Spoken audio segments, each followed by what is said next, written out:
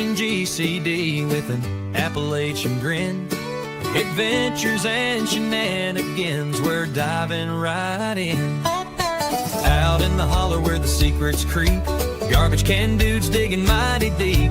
Secret societies, shadows in the pines, Operation GCD of American rebels design.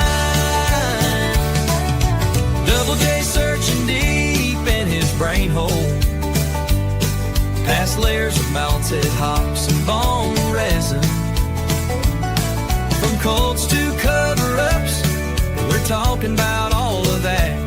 So watch your sixth friend and the truth we trust. The world's a puzzle, grunge rock ain't what it seems. Ancient alien cargo cults haunt the moon's pale beams. Cincinnati schemers, history's a haze. Double J's on the mic, lighting things ablaze.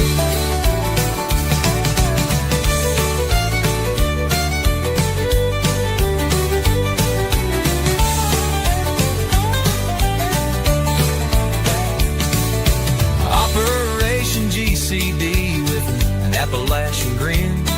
Adventures and shenanigans, we're diving right in. Join us on the journey and enjoy the show. Thanks for joining us to get a little GCD. And the world's a puzzle, grunge rock ain't what it seems.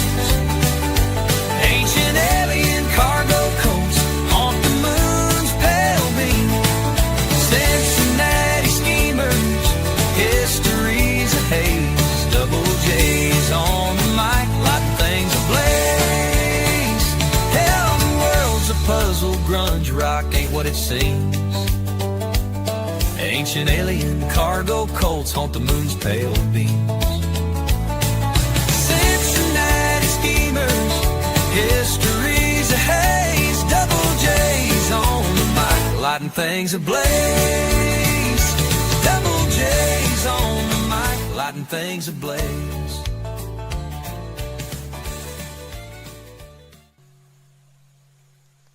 Boom!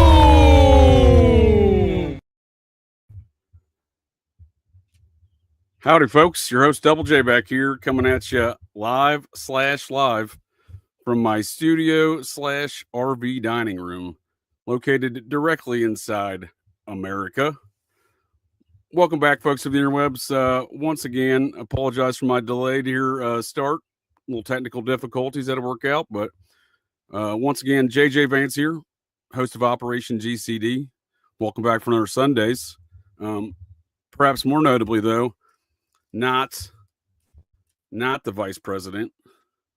And anyhow, folks, I will be your pilot and navigator here tonight for this shenanigan-infused journey into the mind of this particular garbage can dude. And I got a real barn burner on deck for you folks here tonight. The legend of Buffalo Jared Ravizza. This is a tale mired in mystery and high weirdness, to say the least.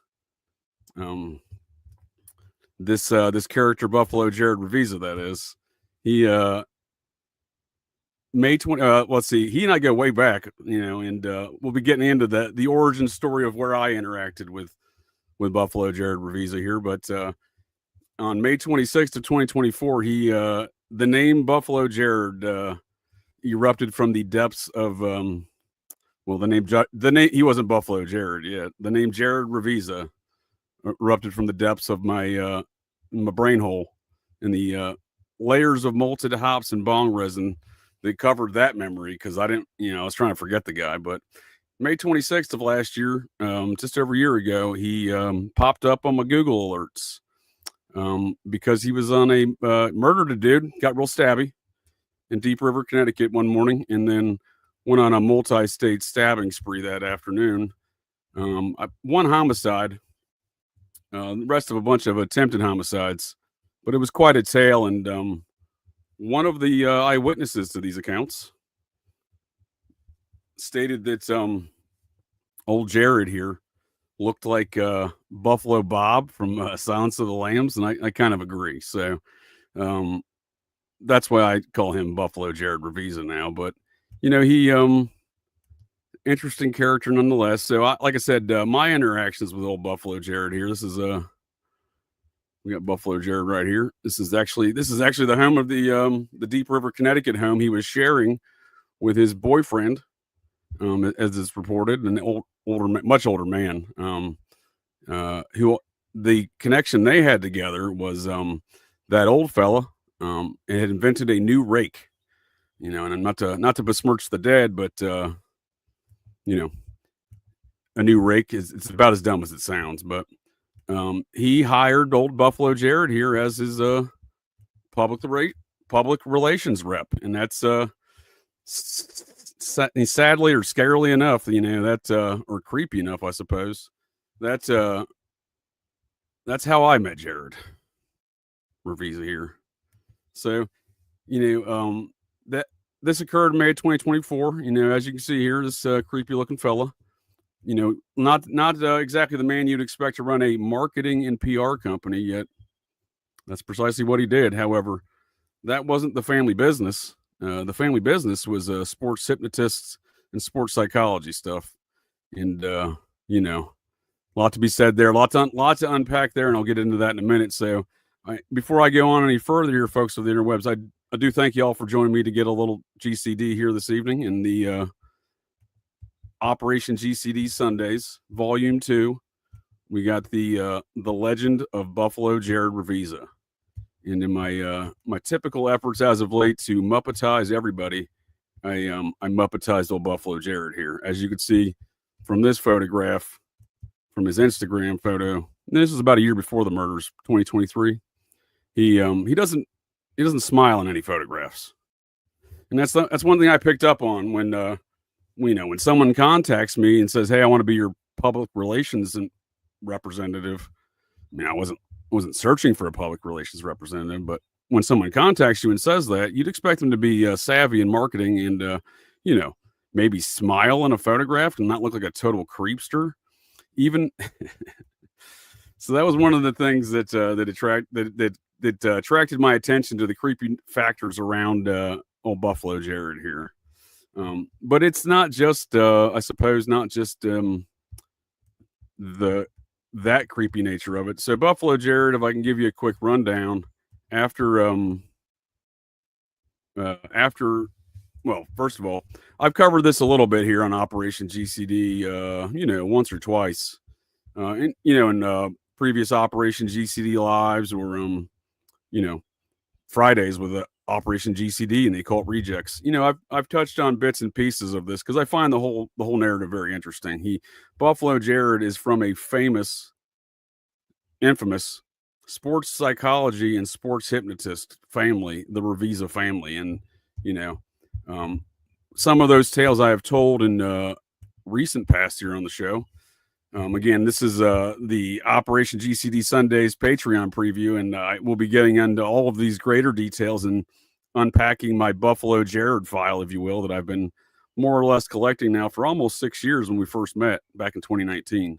Because immediately, this dude failed my ocular pat down, and it wasn't just his inability to smile in his PR company marketing material even. It was other elements when I finally did acquiesce to a conversation with this man who was very adamant for me to hire him as my PR rep. I told him from moment one, don't need a PR rep. Very open and very forward with him on that. He wouldn't take no for an answer. So we continued communicating. He contacted me originally through Twixter and eventually would have a phone call with the man. And that phone call, holy smokes. It was just red flag after red flag. I had Kill Bill sirens going off in my brain hole that day. She has a giant deck in Treasure Island. I might be in love. Kane, that sounds like a problem of a different era or different type. Horse of a different color, if you will. But Kane B's the Purge. Greetings, sir. I look forward to purging with you on the Idaho 4 case tomorrow.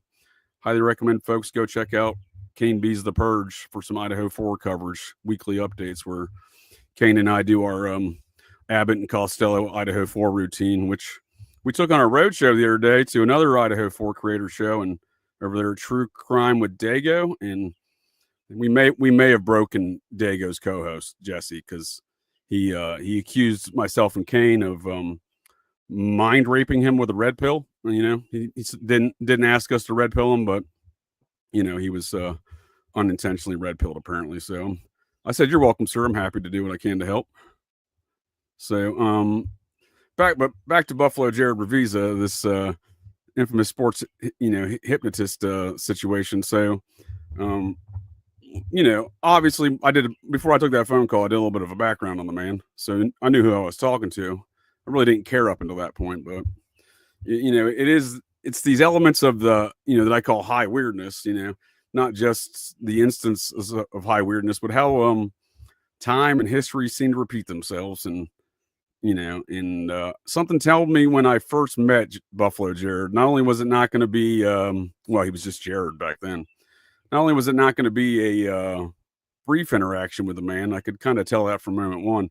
But when I stopped communicating with him using the COVID lockdown, you know, time frame as an excuse, so we're talking like my interactions with him were like August of 2019 through probably like June or so of 2020. So with a phone call halfway in between, and it was, you know, during that time I kind of I logged in my brain hole. I'm like, this ain't the last I've heard of this fella. And again, because why would someone be so adamant to hire someone as a PR rep when I never had asked for any PR rep and I told him I didn't need one? So then I started unpacking that from there and understanding, trying what the hell's going on here with this fella, and why does he keep stalking me to, you know, hire him as my PR rep? And eventually I felt like, you know, this dude just wants to, you know, kill me and wear my skin as a human coat. And so when he showed up as Buffalo Jared later, I'm like, well, you know what? This makes sense. But here on Operation GCD, I have touched on a number of these topics before. In fact, a lot of these matters came up recently in a Operation GCD live on Wednesdays, occult and esoteric review of Back to the Future. So if you remember, we did Back to the Future 1, but if you folks of the interwebs recall, the plot line for Back to the Future 2 revolves around some sports gambling, a sports betting book. And in that book, one of the bets and predictions that are achieved and gambled upon is by knowing the future from this book and traveling back to the past with it, was the Chicago Cubs winning the World Series in 2015. So that was 30 years prior to the 1985 plot line. And they almost guessed it right, because the Chicago Cubs infamously were under what was known as the curse of the GOAT for nearly 100 years. I want to say, let's call it circa 94 years.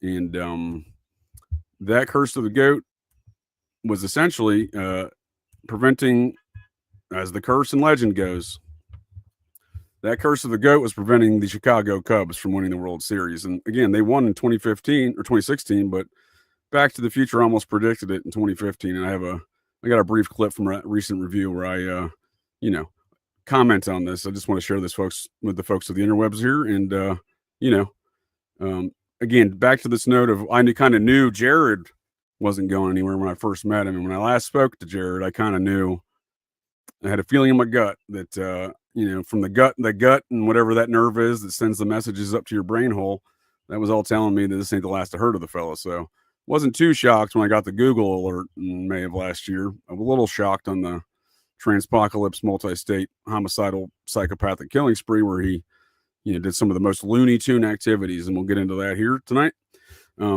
But it was the, you know, it's that fact, or it's that notion that things from the past are going to come back and haunt you, and holy smokes. Because to be quite honest with you folks of the interwebs, I don't know where Buffalo Jared is today, and touch on that here in a moment. But here's a clip from the previous occult and esoteric review on Back to the Future relative to my thoughts on this whole predicting the Cubs and it hitting a little too close to home, if you ask me. Aspects, you know, Danny does use the casino money and shakes up the Republican Party. In the movie, did almost get right the Chicago Cubs winning the World Series, right? They were off by a year. They got that right? Well, they were off by a year. They won in 2016. They won in 2016. So, well, that's what I'm saying. It's creepy enough, right? And that whole incident of the Cubs winning the World Series, that incident's real creepy to me. So it was called the curse of the GOAT. This curse of the goat was like one of the most infamous wow. curses in any major sports, right? Haunting the Cubs for nearly 100 years. Well, the folks that are credited for breaking the curse of the goat is the Ravizza sports hypnosis and sports psychotherapist family business, as in Buffalo Jared.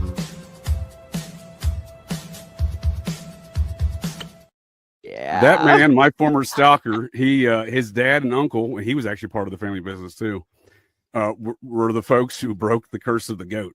The Chicago Cubs officially recognized Ken Ravizza as the person who broke the curse of the goat. So Wow. that aspect of the Back to the Future series, it's a little close to home. What if the Cub thing was a year and a day? Like it was like a H.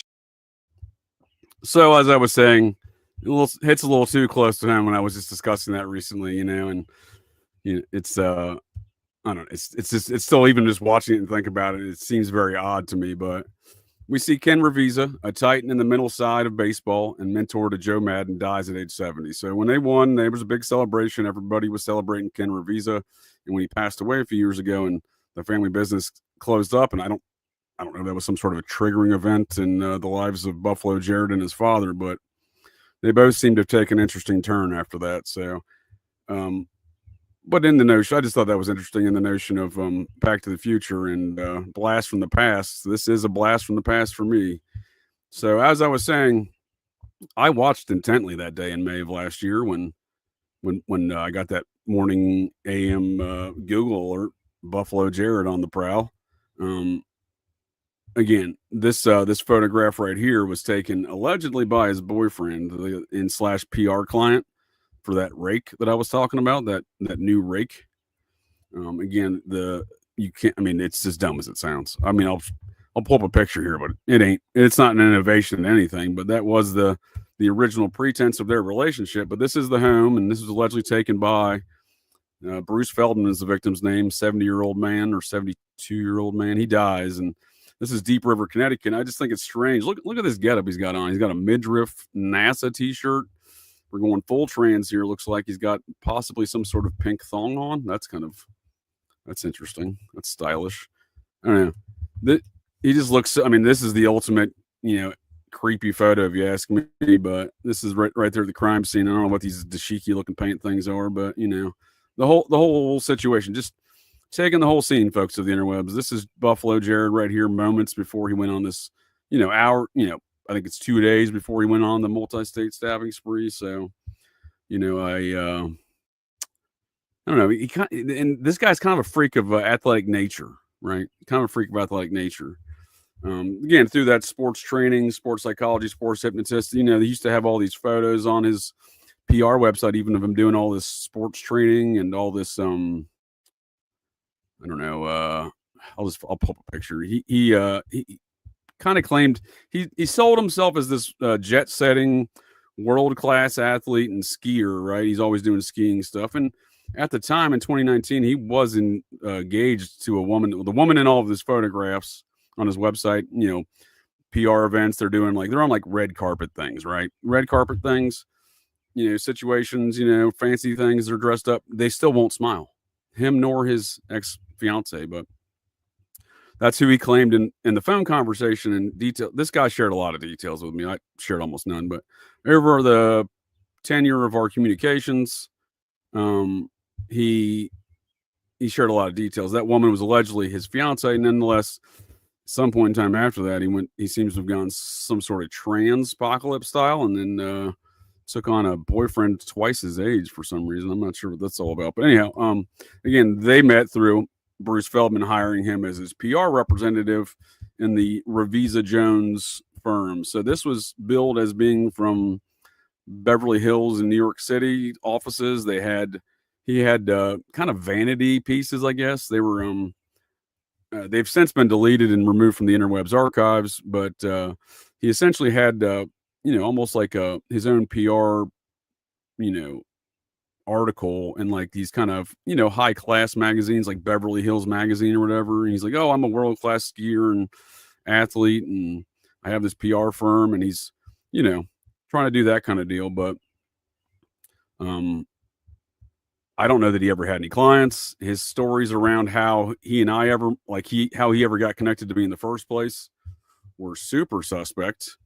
And again, that's what that conversation I finally had with the man and a lot of the red flags. And, I'll unpack those things here tonight, and I hope folks can stick around for the Patreon side of this show here. We'll be jumping over there shortly, but I suppose outside of the the Transpocalypse, multi-state massacre, manhunt, because again, I was glued to the coverage that day as he traversed a couple hundred miles or so through Connecticut and Massachusetts, driving to a theater, an AMC theater in Braintree, Massachusetts, where he stabbed a number of, I believe it was 4 teenage girls.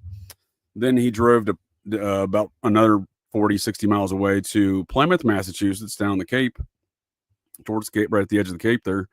And, Plymouth Rock, that place, where the Pilgrims landed. He went to Pilgrimville, drove through McDonald's drive-thru, ordered food. So when I say this sports hypnosis family he comes from,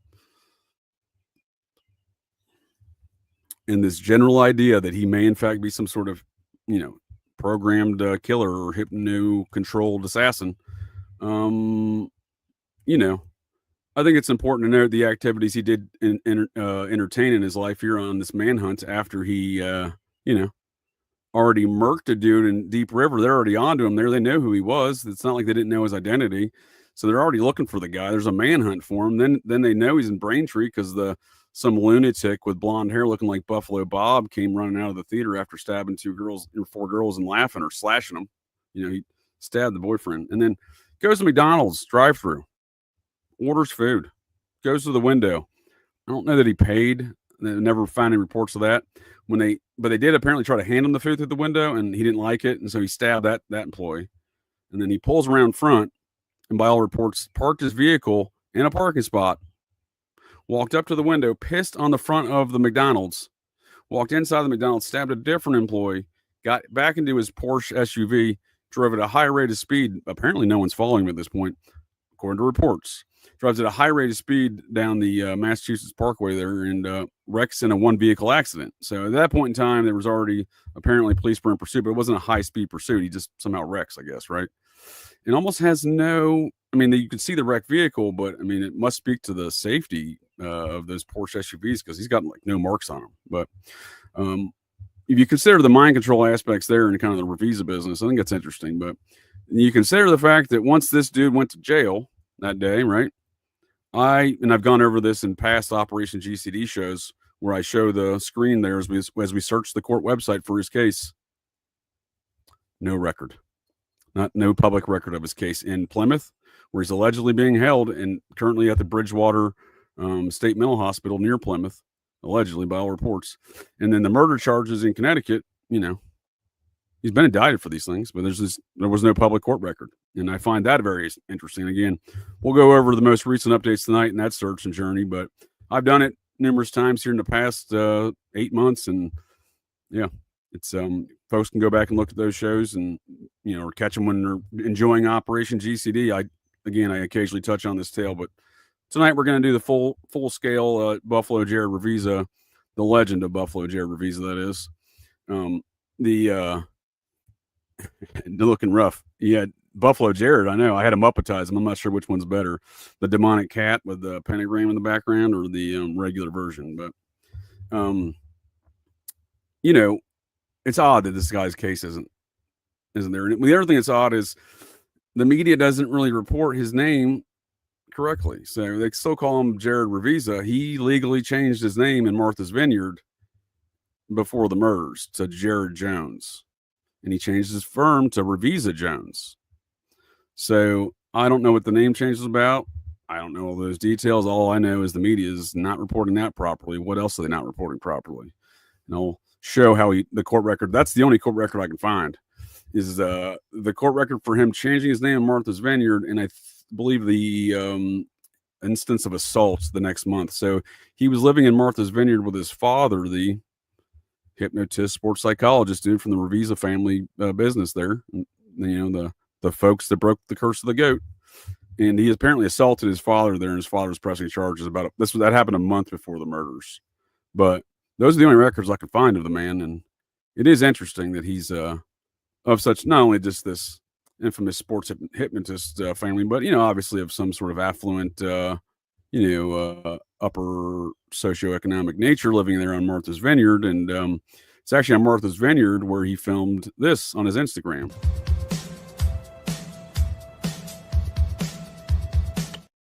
Added the Buffalo Bill music. I obviously added the Buffalo Bill music later it's actually the parody of Buffalo Bill there, Buffalo Bob from Clerks 2. So Jay and Silent Bob, that is.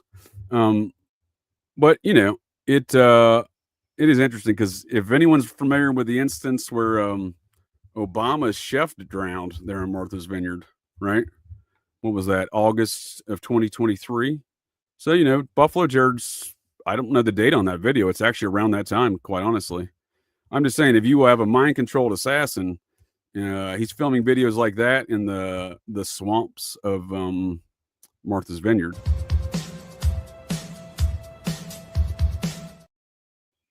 That's in very close proximity to the shallow inland water area or pond, which Obama's chef died apparently while I don't know, whatever they call that, paddleboarding.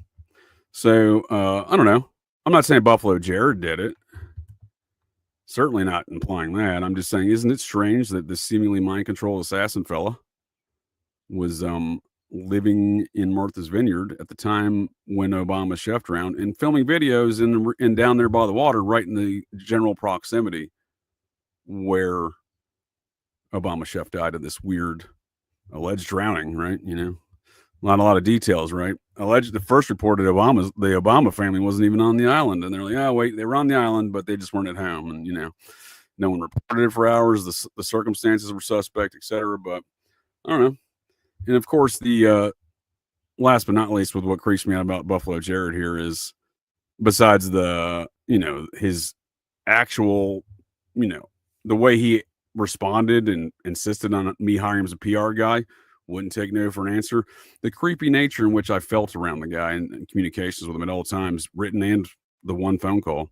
I just felt like he wanted to stab me where my skin as a human coat. And I think I might have been correct in that assessment because, he certainly went on to do some similar things, some homicidal maniac things. And that creeps me out, obviously, as well. But, the lack of reporting, the improper reporting, the seemingly non-public court cases that this involves, the inability to locate this man. They tell me he's in Bridgewater Mental Hospital in Massachusetts, but I assure you, I'm watching my six there, Jared. No idea where you're at, bud. But I don't want that blast from the past. It's bad enough to read about this guy. But I suppose the other thing is just the obvious totality of those events. But then once again, to get real noided.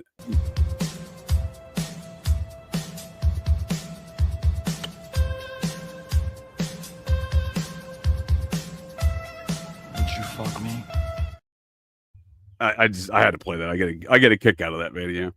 You'll see the Nirvana smiley face t-shirt, which that smiley face, as far as Nirvana was concerned, has the same origin story as I would argue the same influence and same origin story as the chaos symbol the smiley face killer cult uses when they murder young men across America for the last 20 plus years in these quote unquote accidental drownings, which are murder and ritual human sacrifices. But so you got homicidal, possibly mind-controlled hypnotic assassin fella hanging out down around where they found Obama's chef under weird death circumstances. I'm not saying Buffalo Jared did. I'm just saying, like, someone should ask these questions. But now I appreciate folks of the interwebs joining me here tonight here to get a little GCD. I hope I've given a general outline of the events here we're going to be exploring and unpacking here on and again, some of more my personal experiences with the man, unpacking here on the Patreon side of Operation GCD Sundaze here this evening. But I'm just trying to catch up on a couple of the chats here. Foot picks the papers. I hope not. We don't need to do anything like that. No selling of any kinds of foot picks. Certainly not mine. I'm not interested in such activities for sure. Neither. So we got the next week. Before I go any further here, as I'm reading through some of the the comments here. Next week we got here on Operation GCD Live, we have the case of Edward Wayne Edwards, the serial killer you have never heard about, and that'll be an interesting journey. Oh, disregard. I'm sorry. That's 2 weeks. My apologies. That's in 2 weeks.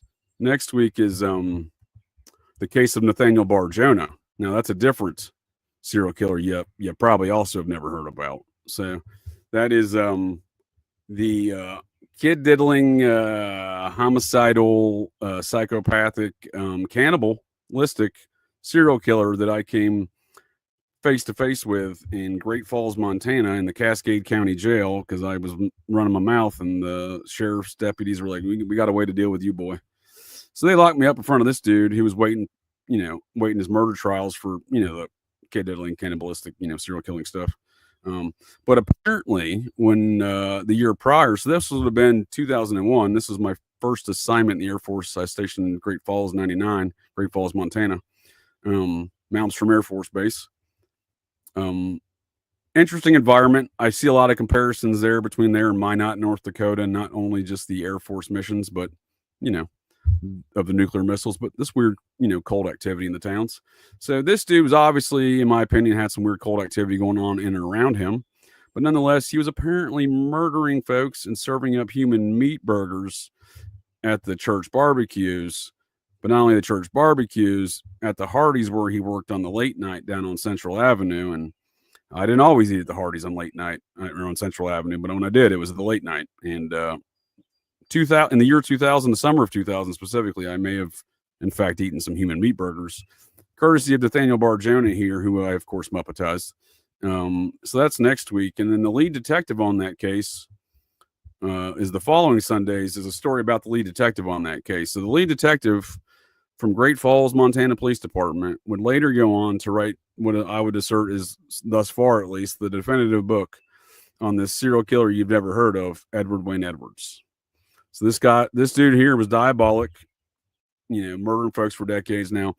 Edwards claims this dude was the Zodiac killer, and amongst, all these other things, including the Atlanta child killer and stuff like that. Now, there's a strong argument to be made about his involvement in a lot of these things, but I would argue it's more of a team type setting and he's more of a leader. But he did infiltrate the Atlanta child killing task force and was later posing as a Marietta police sergeant, and was later arrested at a Marietta police sergeant's home in 1983 for the arson fire in Pennsylvania, where he tried to burn the evidence of that police uniform. So a lot to be said here about old Edward Wayne Edwards, but the guy who busted Nathaniel Bar Jonah is the guy who wrote this book, retired Great Falls PD detective John Cameron. And traumatized, no kidding, dude. You can probably get traumatized there just by looking at Buffalo Jared Ravizza. You know what I mean? So that's the following week, and then Operation GCD Sunday or GCD Live this Wednesday. I got Troublemaker Jonah coming back as a guest. We're going to be doing a lot of jumping into the details surrounding Operation PatCon, how it connects to all the white nationalist movements out of Idaho, to include folks like Israel Keys, the serial killer Israel Keys, and the Kehoe brothers, whom he grew up with. So that'll be an interesting tale with Troublemaker Jonah, and highly recommend folks check that out. In fact, I see Jonah in the chat right now. There you go, sir. Looking forward to Wednesday's conversation. And folks, check that out. And then Fridays this week, Operation GCD and Occult Rejects Fridays. Got Phil Cesario coming back. That's going to be a real barn burner, just as with Jonah here. A lot of details with both of these men. Very sharp. I highly recommend folks check that out. And as I'm trying to play catch up here on the chat, I don't know that's going to ever happen. So I appreciate folks commenting and participating here. Folks, join us on the Operation GCD Sundaze Patreon. And if you hear this in the future, check out the broadcast. They'll be there on recorded fashions in video and audio format. And we'll be over there here immediately following this here music. So folks of the interwebs, thank you all for joining me here on the Patreon preview to get a little GCD, and I hope you all can join us over there. If not tonight, in the future, got number of things in the works over there, including not just the Sundaze. I'll be doing a Operation GCD Thursdays, unpacking a lot of these stories around the quote unquote satanic murders, ritual, I would assert, ritual human sacrifices, and the quote unquote satanic panic that was instituted and perpetrated amongst the public in which to dispel these crimes and make folks think that's silly. So that's the anatomy of a satanic panic. And I'm going to be going over folks like Ted Gunderson, the roles he played, other characters such as John Todd, who was big in perpetrating a lot of these things. So just going over, unpacking the entire spectrum of activities that folks call satanic panic, and then using a number of characters in those narratives, Gunderson, John Todd, etc., to demonstrate how this is a well-orchestrated network in which to dispel these activities from ever being brought to light. And that's why today still I have conversations with seemingly, with folks that I, by all appearances are intelligent by the words and statements they're making to me. And then, again, no disrespect to some folks that I've had discourse with on these topics as of late, but I'm often shocked when I hear folks try to tell me who've made a lot of very logical, reasonable statements on murder, crime, etc., then try to tell me that satanic panic was real. So that'll be an interesting series to check out for sure. And if y'all can't make it to the Patreon this evening, see y'all on Fridays and Wednesdays. But on that note, thanks for joining us here to get a little GCD, folks, and catch you next time. Operation GCD with an Appalachian grin. Adventures and shenanigans, we're diving right in. Boom!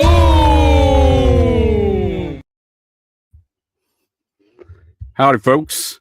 Double J back here. Yes, once again, your host of Operation GCD, and once again, not the vice president. So I hope that was a effective introduction for folks of the interwebs to understand tonight's tale here of Buffalo Jared Ravizza. I almost called it the curse of Buffalo Jared Ravizza, because you could almost call it I feel like it's cursed, right? I mean, I almost feel like it's the curse of Buffalo Jared Ravizza. So it's not, thankfully, but because I already have the curse of Robert the Doll, which we heard last week. And no offense to Robert, I'm not trying to start any trouble by mentioning his name. However, I don't know if I'm not saying Robert the Doll caused my interactions with Buffalo Jared, or perhaps even exacerbated those interactions, or caused them to get worse or something. I don't know. I'm not necessarily implying that. What I am saying, though, however, is I feel like Buffalo Jared's kind of a curse as well in himself, let alone nothing to do with, with or without Robert, right? With or without Robert the Doll. I mean, look at this guy. He's quite a character. Let's just take that's not what I was looking for. Stand by one. Let's just take a gainder's peek here at old Buffalo Jared again. I don't know what compels a man to do something like this if it's not as a result of some serious mental manipulations, right? So, like I said, this is approximately, I think he still has his Instagram up. I may not have to guess the approximation of this date or have to look at the metadata. Let me, while I meander about these thoughts, folks, here, let me look that up here for us. But so this photograph was taken days in advance of the May 2024 Transpocalypse multi-state mind control assassin spree, or seemingly mind controlled. The alleged victim is who took this photograph. It was the alleged boyfriend. Again, I don't know if that's accurate. What I can confirm is that man, Bruce Feldman, the victim, the one murder victim in this spree, because everyone else survived, that man was divorced, and he did seem to have a relationship with old Buffalo Jared, because the only other police report I could find, or court record, was a police report. Buffalo Jared called the police on his boyfriend on Christmas last year. So apparently Bruce Feldman here, who again initially met Buffalo Jared under the pretenses of being his public relations rep, and That's precisely the pretense in which Buffalo Jared was contacting me. That's creepy, it's creepy. So, but if Buffalo Jared had the same intent with me that he had with Bruce Feldman, sadly, I would have to let Buffalo Jared know he's barking up the wrong tree. But Bruce Feldman here of West Hartford, Connecticut, was divorced about 2 years prior to his death. Seemingly met Jared about 6 months after that, hired him as his PR rep for this rake that he invented, right? But before I go too far off on all that tangent, I do think it is. I mean, again, that's what really hit me when I first saw all of that. I was like, holy smokes, because again, when I met the dude, and we'll go into the full scope of those details here in a moment, folks. But when I met old Buffalo Jared, I was go over the red flags that went off around that situation. So to this day, I don't spend a lot of time thinking about it. I certainly didn't before May 26th of 2024 when this rampage went on. But nonetheless, it doesn't go too far away. It's in my brain hole. It may be deep in my brain hole with lots of malted hops and bong resin on top, but nonetheless, I try not to consider a lot of it. But here we go. While we are on the topic, the ultimate leaf litter. All right, so we have Bruce Feldman's rake right here. So there's Bruce. There's the ultimate leaf litter. You can see it's some sort of bullshit rake system, right? It's just two rakes with a joint. I mean, I don't know what they're going for here. It's not exactly revolutionary, but that's old. That's the victim here in the case, Bruce Feldman. So I don't know. I really don't know, but whenever I do, it's like when I was telling the story of Robert. Like I do, and I don't want to tell that tale, and I do turn these things into jokes, and I muppetize these individuals for a reason because it helps me deal with the situation, and I like to laugh about it. But this is such a weird case. So just to recap those high points before I go into the details here, folks. Bruce Feldman hires Buffalo Jared, right? Again, about 6 months after his divorce. This would have been roughly the spring of 2022. And then roughly a year later, they're at least in a relationship. They have a domestic dispute on Martha's Vineyard, Christmas of 2023, right? So when they started this relationship, I don't know. It's not clear from his Instagram. They do have pictures on his Instagram together, but it's not clear when that relationship started. I can take it back to a certain date, but like I said, it may have started earlier than that even. But while I'm on the topic here, while I'm thinking of it, let me pull that up here and look at these. All right. So look at these dates here. So I was correct. That one photograph on the NASA shirt is 2 days prior to the onslaught of the multi-state mind-controlled assassin killing spree. So you'll see here, he's changed his name to Jerry Jones, right?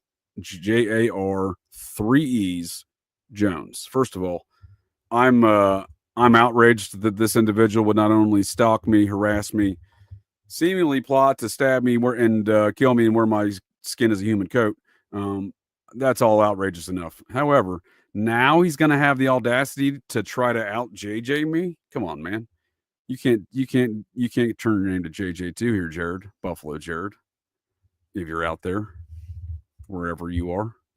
So you'll see here May 24th, 2024, right? So that's old Buffalo Jared there at the side of the Airbnb they rented. So they were him and his boyfriend at the time. They're old, and the guy that hired him as the PR guy for his rake, Bruce Feldman. They were staying at an Airbnb, as the story goes. So again, they had a domestic dispute at Christmas. Seemingly they reconciled, and they were staying together at an Airbnb in Deep River, Connecticut. Bruce Feldman's from about an hour from there in West Hartford.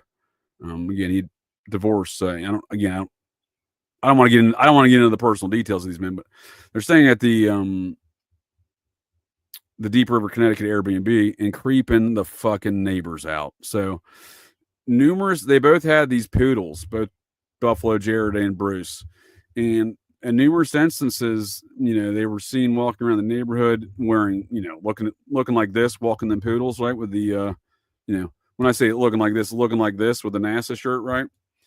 That's going to creep. You're going to creep some folks out, Jared, right? Like that's definitely going to get creepy. So they did that, but then one morning at like 5:30 in the morning, right? Or something like that. Old Buffalo Jared here is sitting on the front porch of a home about a quarter mile away from that Airbnb rental. Same neighborhood, very affluent neighborhood, very bougie. Sitting around the corner, a quarter of a mile in the same neighborhood. So, you couldn't see the homes, but it's nearby. And apparently this homeowner was aware of the situation with these two men and their poodles and whatever their weird attire was they were walking around the neighborhood in. Midriff NASA shirts with pink thongs showing and dashiki pants. That's going to stand out in Deep River, Connecticut in this bougie neighborhood. So that was going on. And the one morning, about a week before the murders, before the rampage, he's sitting, Buffalo Jared here, looking probably like that, something similar from all reports, is sitting on the porch of that neighbor's home about a quarter mile from the murder scene here, as depicted in this picture, 2 days before the multi-state murder campaign.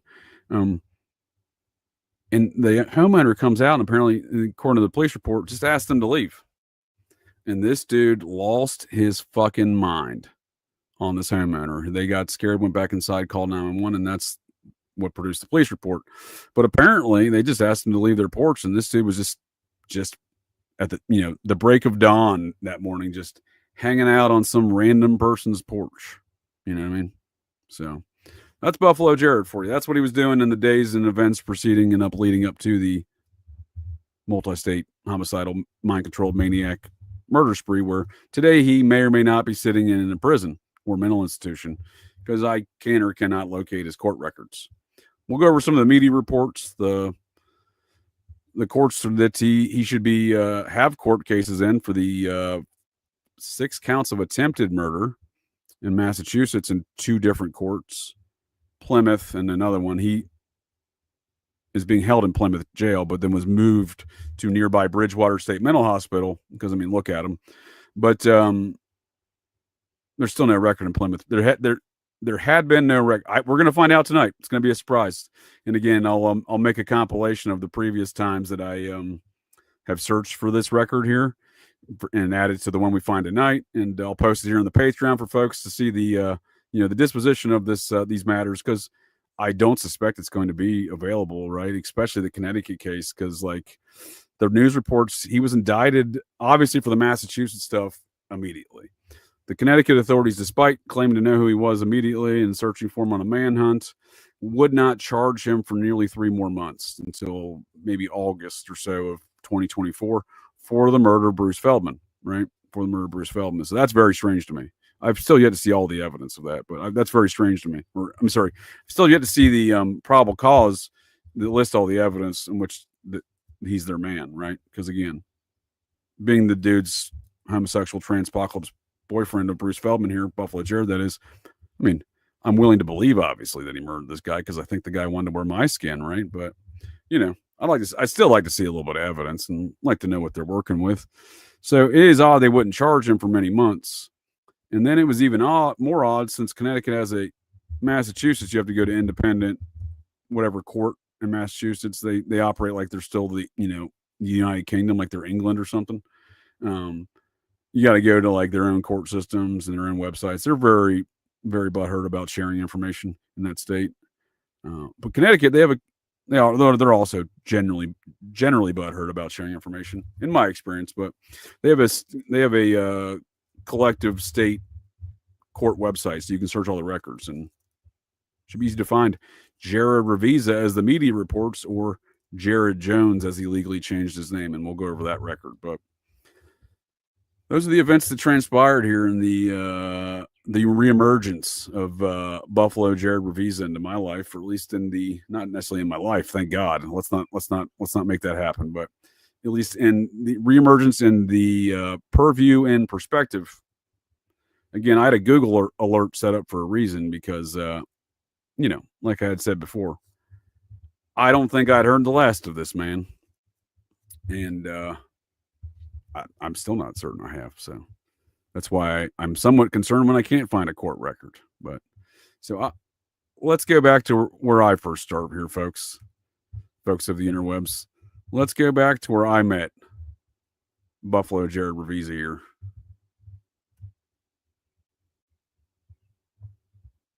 And I have a quick video to tee up here for us to introduce us to that topic, possibly.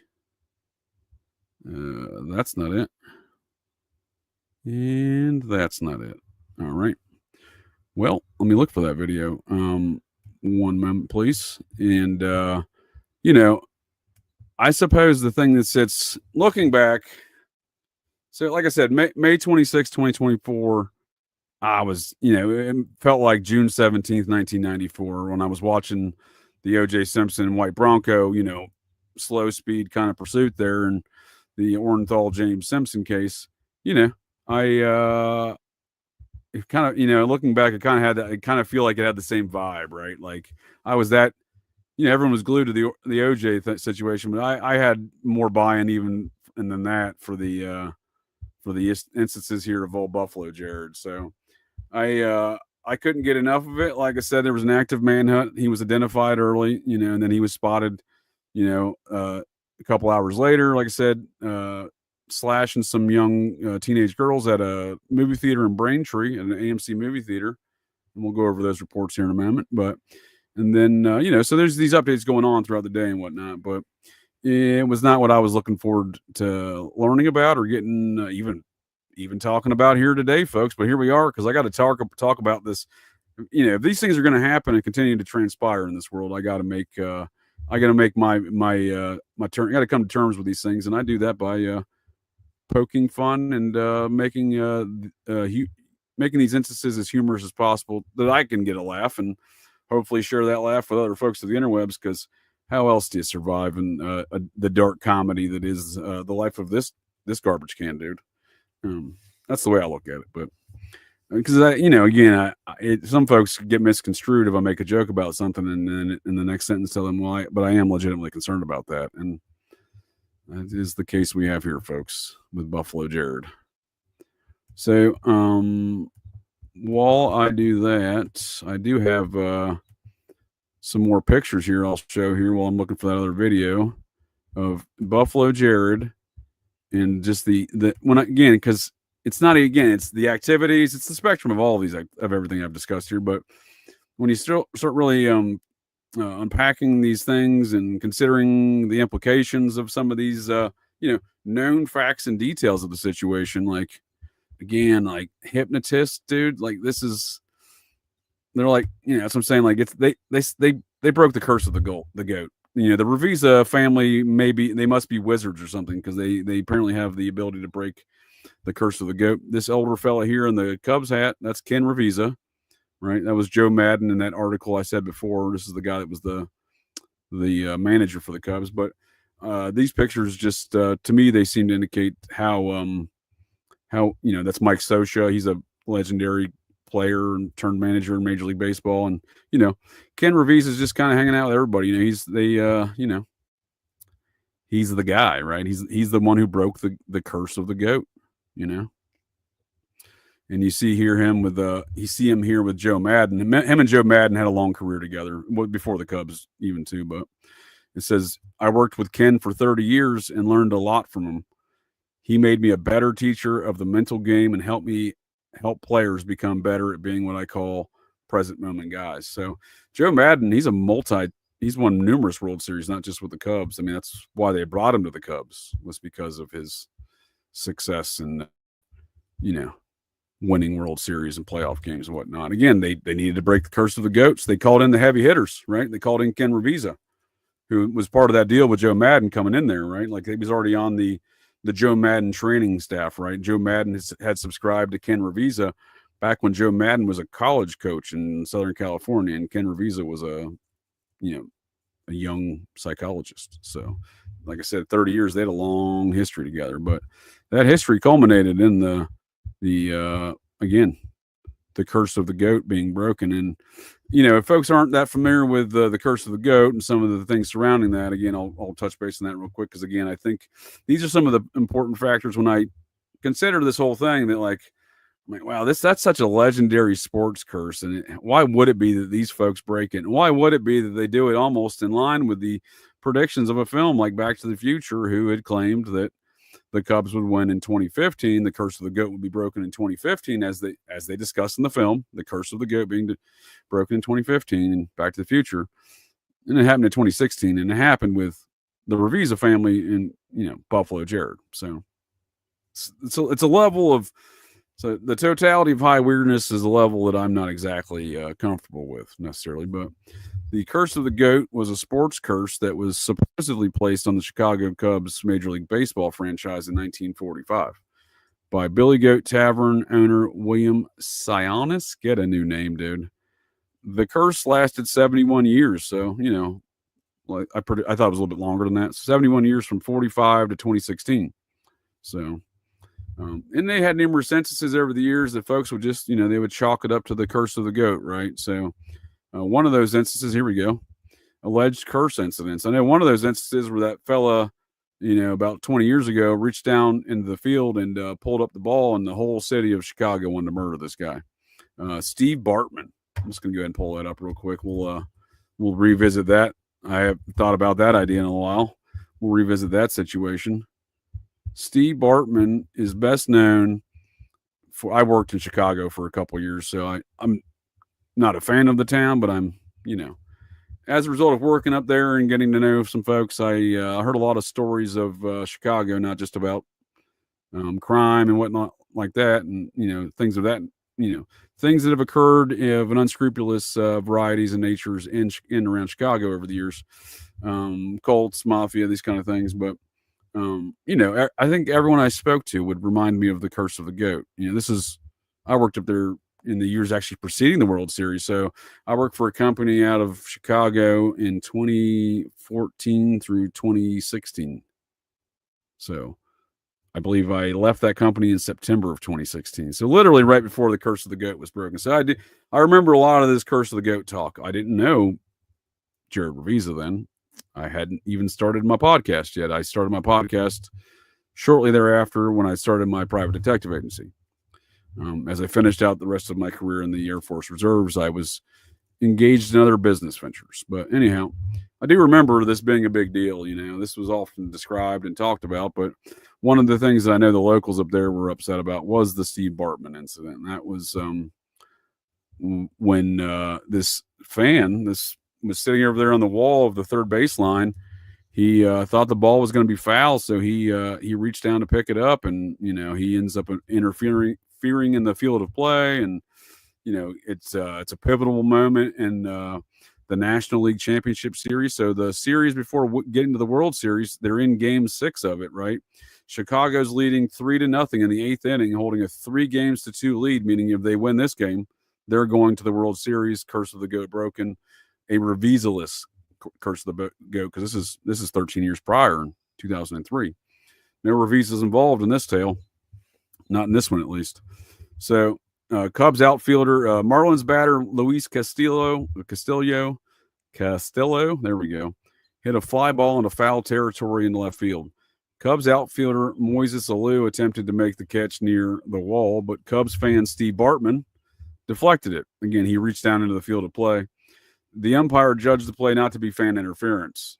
So if Alou had caught the ball, it would have been the second out in the inning, and the Cubs would have been just 4 outs away from winning their first National League pennant since 1945.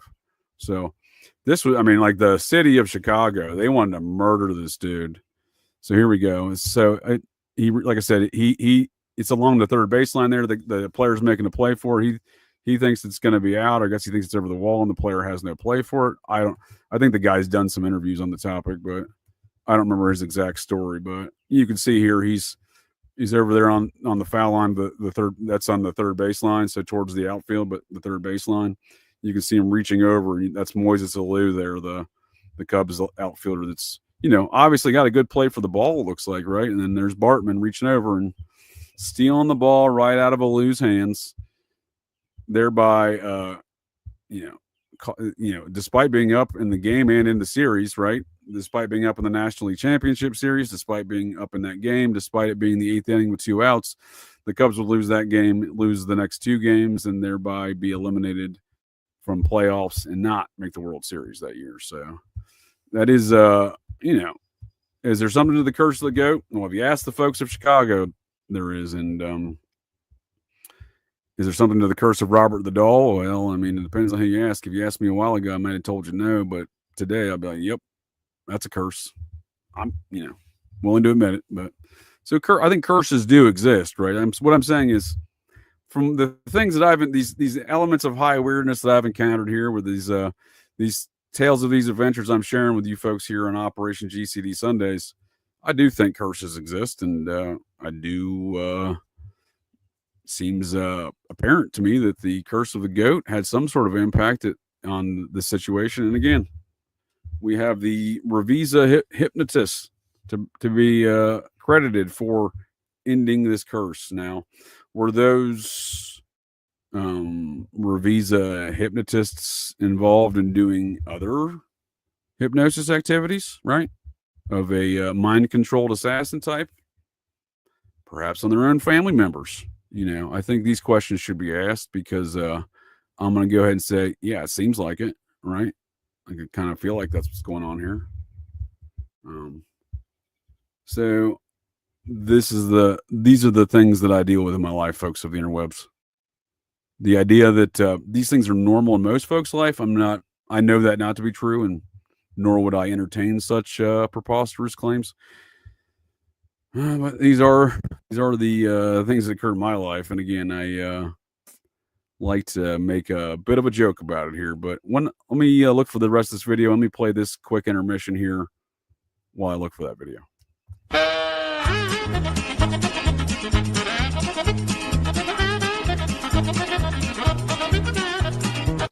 Okay, well, we'll take these home, run through them with a fine-tooth comb, cross the T's and dot the lowercase j's.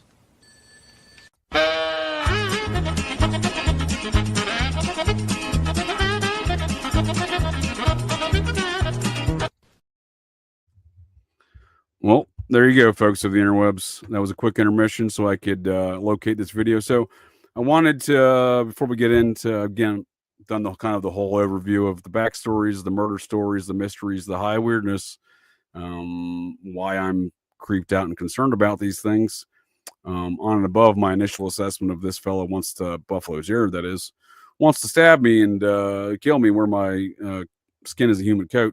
On and above all these things, we've discussed so far, it's I believe a quick summary of events. I'd like to discuss how I met Buffalo Jared and the precise details in which occurred, which I felt like this is fucking weird. Like I said, I've discussed these matters in previous shows, and again, I intend to be, like I said, including, I'll do a compilation of some of that stuff with tonight's show, so that folks can see the spectrum of my statements on the matter. I didn't want to include it in tonight's show because I wanted to make a compilation of it for folks to enjoy later. And after we, I shared my comments tonight, right? So, because in the end, this tale just creeps me out. There's only so many times I want to keep telling this tale, but so, and how many times I want to keep revisiting it. Because again, I was concerned. I was concerned for not only myself and my family at the time. Like, who's this maniac? I was still married at the time. My son was relatively young. He's an adult now, but or almost an adult. He's older than me if you ask him, but he be an officially an adult here in a few months. But nonetheless, when I encountered old Buffalo Jared, he was still a young teenager. So, I'm obviously going to be concerned for the safety, health, and well-being of my family and myself when I have a clear maniac contacting me, wanting me to hire them as my PR. So I'm going about my business. My business being, this is August of 2019. And circa. Going about my business being a private detective agency that I owned and operated and in Ohio. And I also hosted Operation GCD, which was more of a Operation GCD 1.0, if you will. As, I'm not saying the topics I discussed were different or really even the format, quite honestly, or anything. It's not a lot of change that's occurred, but hopefully my my production value's gotten a little bit better, maybe the sound perhaps even, but maybe my ability to maintain a narrative in my brain hole, and while I'm still trying to produce a show here. But nonetheless, there's probably some changes there in those regards, but it's relatively the same show otherwise. And I had started that, and like I said, after their 2016, and then I guess it was May of 2016 technically. Really didn't start doing a lot more shows though until, like I said, the winter, the December time frame. So, but I did start, I guess, officially in May of 2016. But so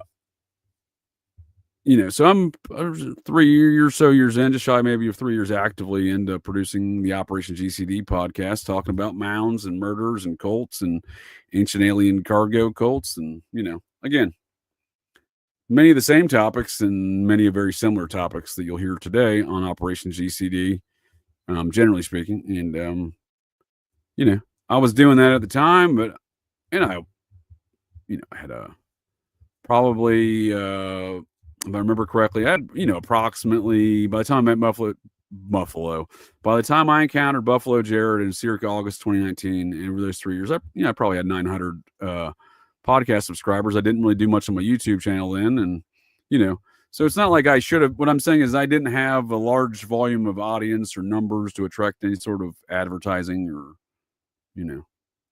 the attention of a public relations firm. But nonetheless, that's where I found myself in. So obviously I thought, that's strange. Why is this dude contacting me? I didn't ask for this, and nor do I really need it. And nor am I appearing on anyone else's radar, so to speak, that cause them to think like, well, hey, we need to get on some of this action. I was a garbage can dude doing garbage can dude things. And I get a message from a fella, follows me on Twixter. I'm like, I generally follow everyone back who follows me. I try to be cordial and diplomatic in my communications with folks of the interwebs, even if they are folks like Buffalo Jared. You know what I mean? Like, I wasn't like, hey, F you, buddy. But nonetheless, he contacts me. I see this dude's, he follows me, I follow him back. I'm like, oh, that's weird. He's a PR company. All right, whatever. I went about my business. And like maybe a day or two later, I get a DM from the guy on Twixter, or Twitter at the time, obviously. But, and, he's kind of a sales pitch spiel. Hey, how you doing? I think you need a PR guy. I'm like, oh shit, because my first response was, why do you think that?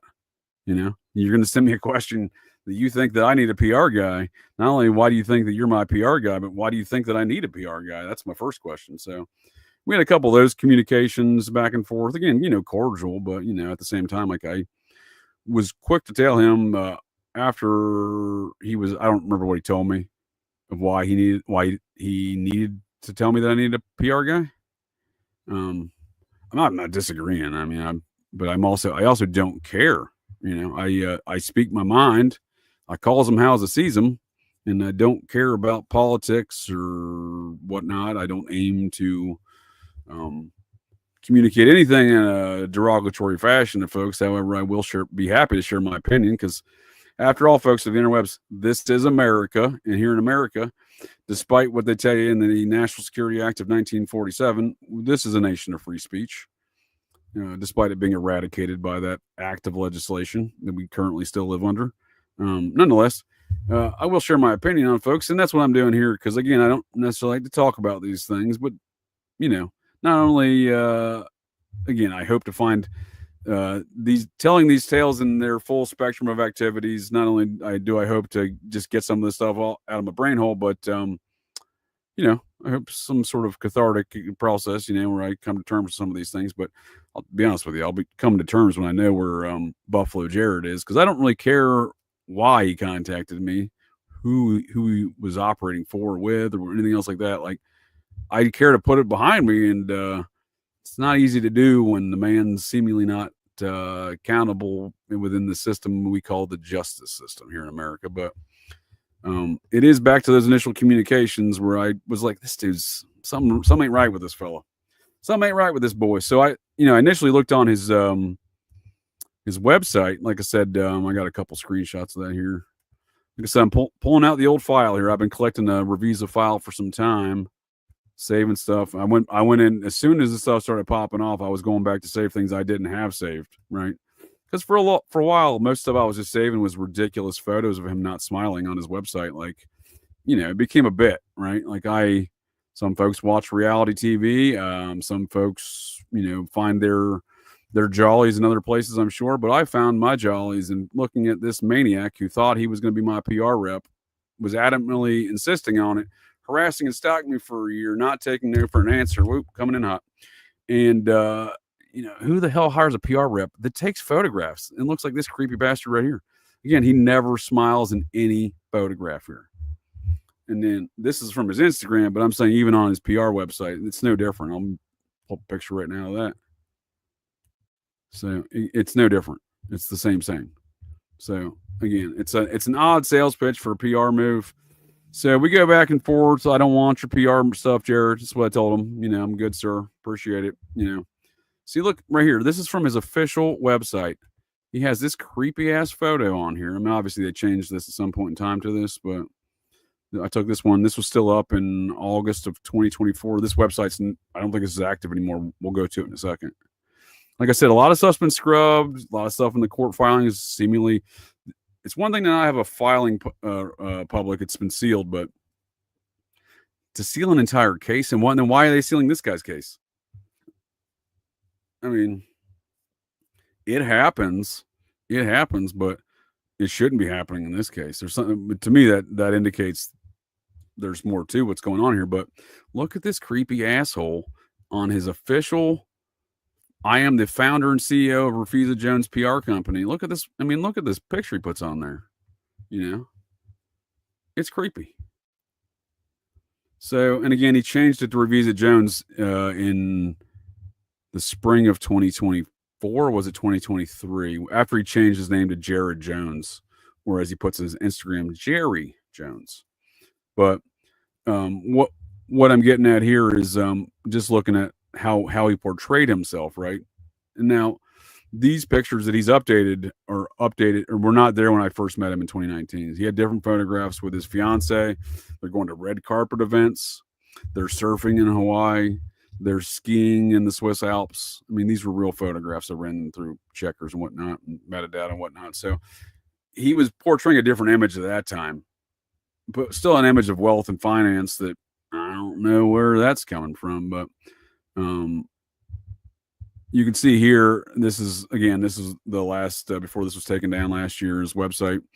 I pulled all these screen grabs and saved them in a PDF here, but you can see when I encountered him, he had offices in Beverly Hills in New York City, and now he's got offices in Beverly Hills and Martha's Vineyard.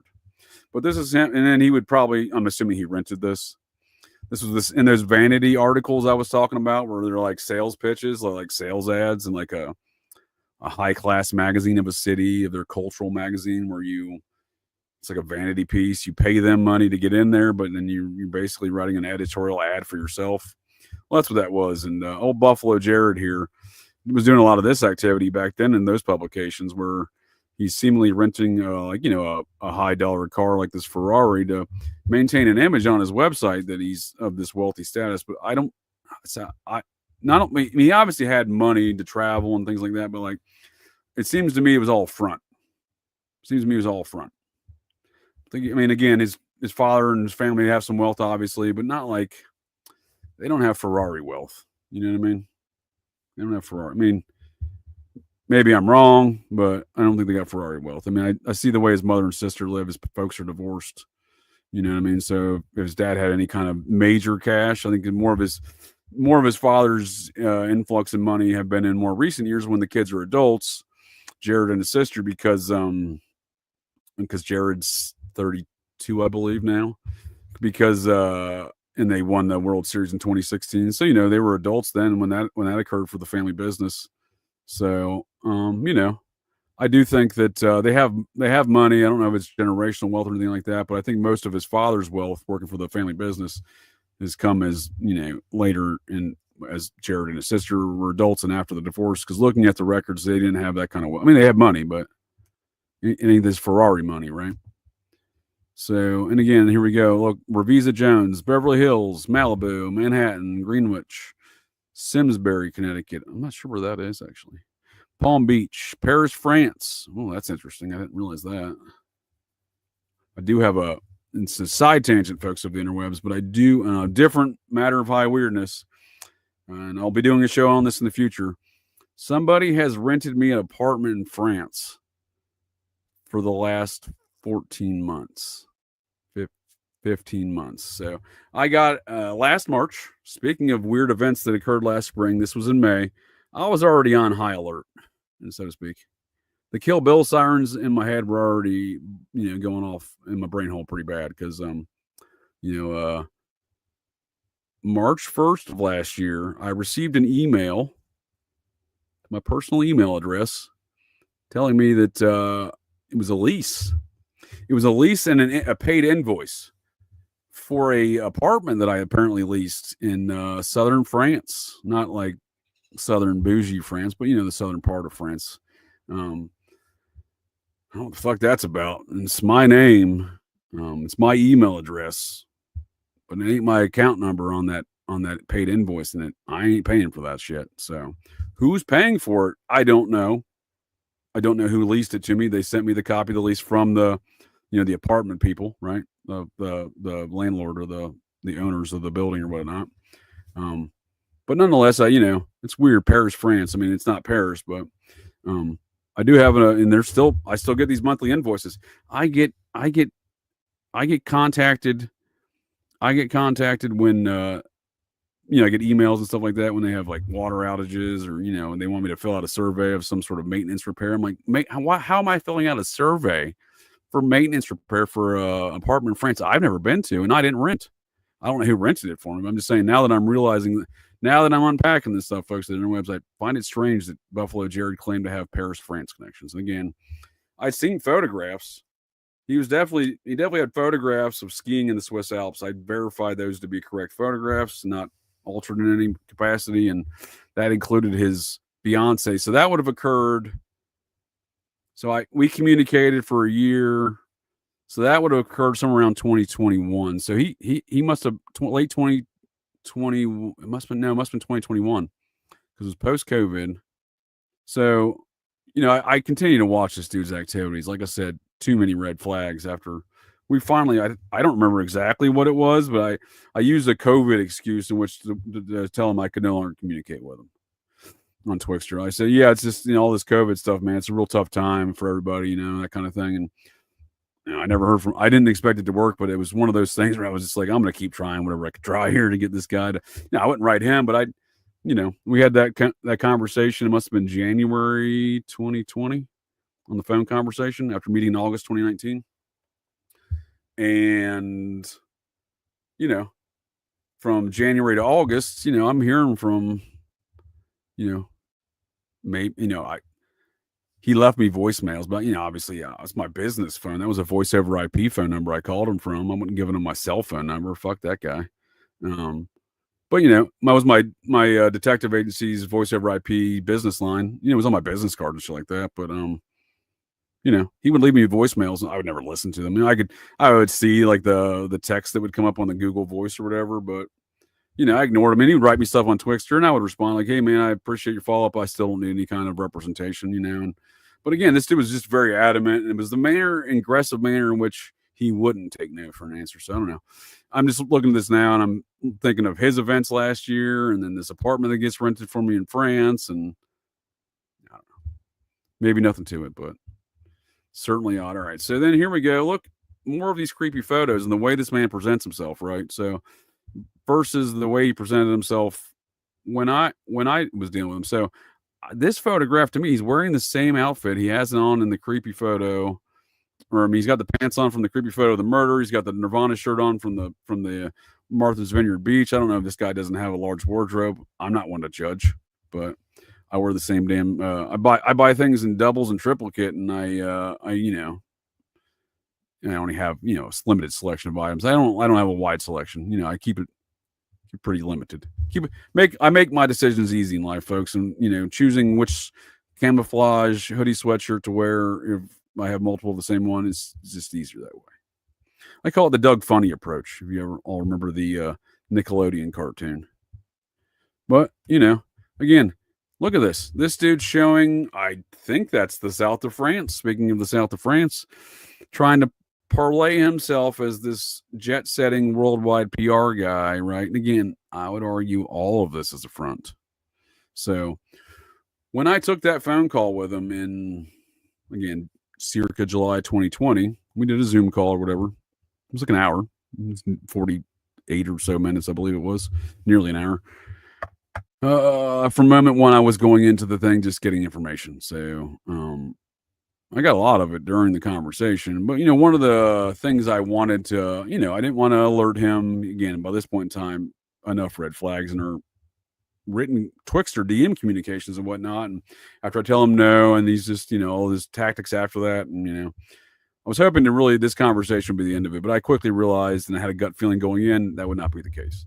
So,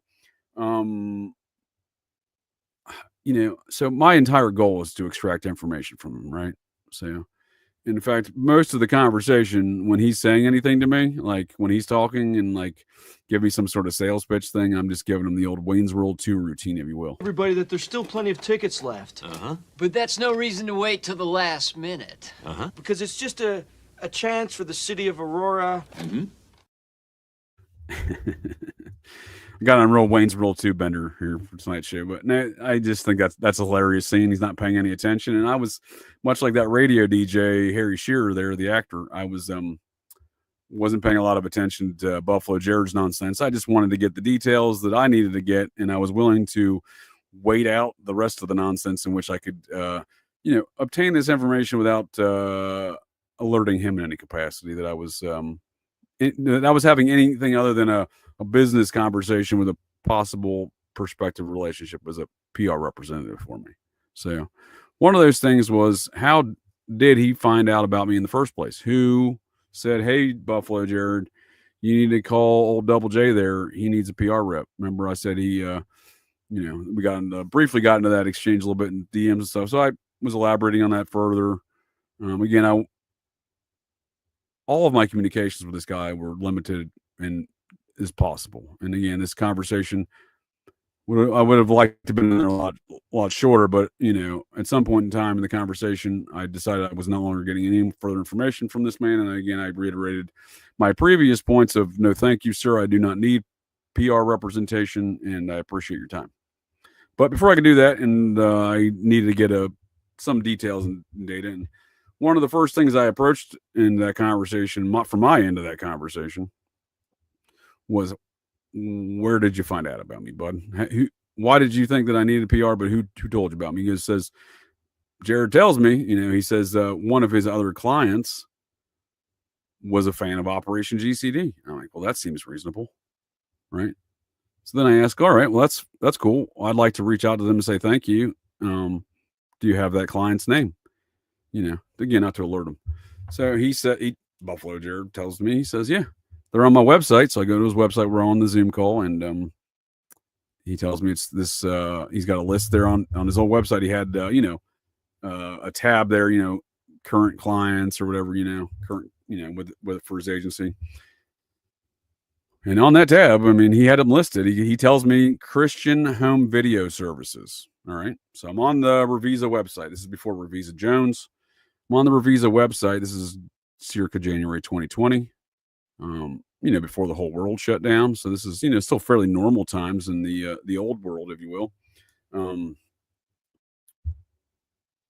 Yeah.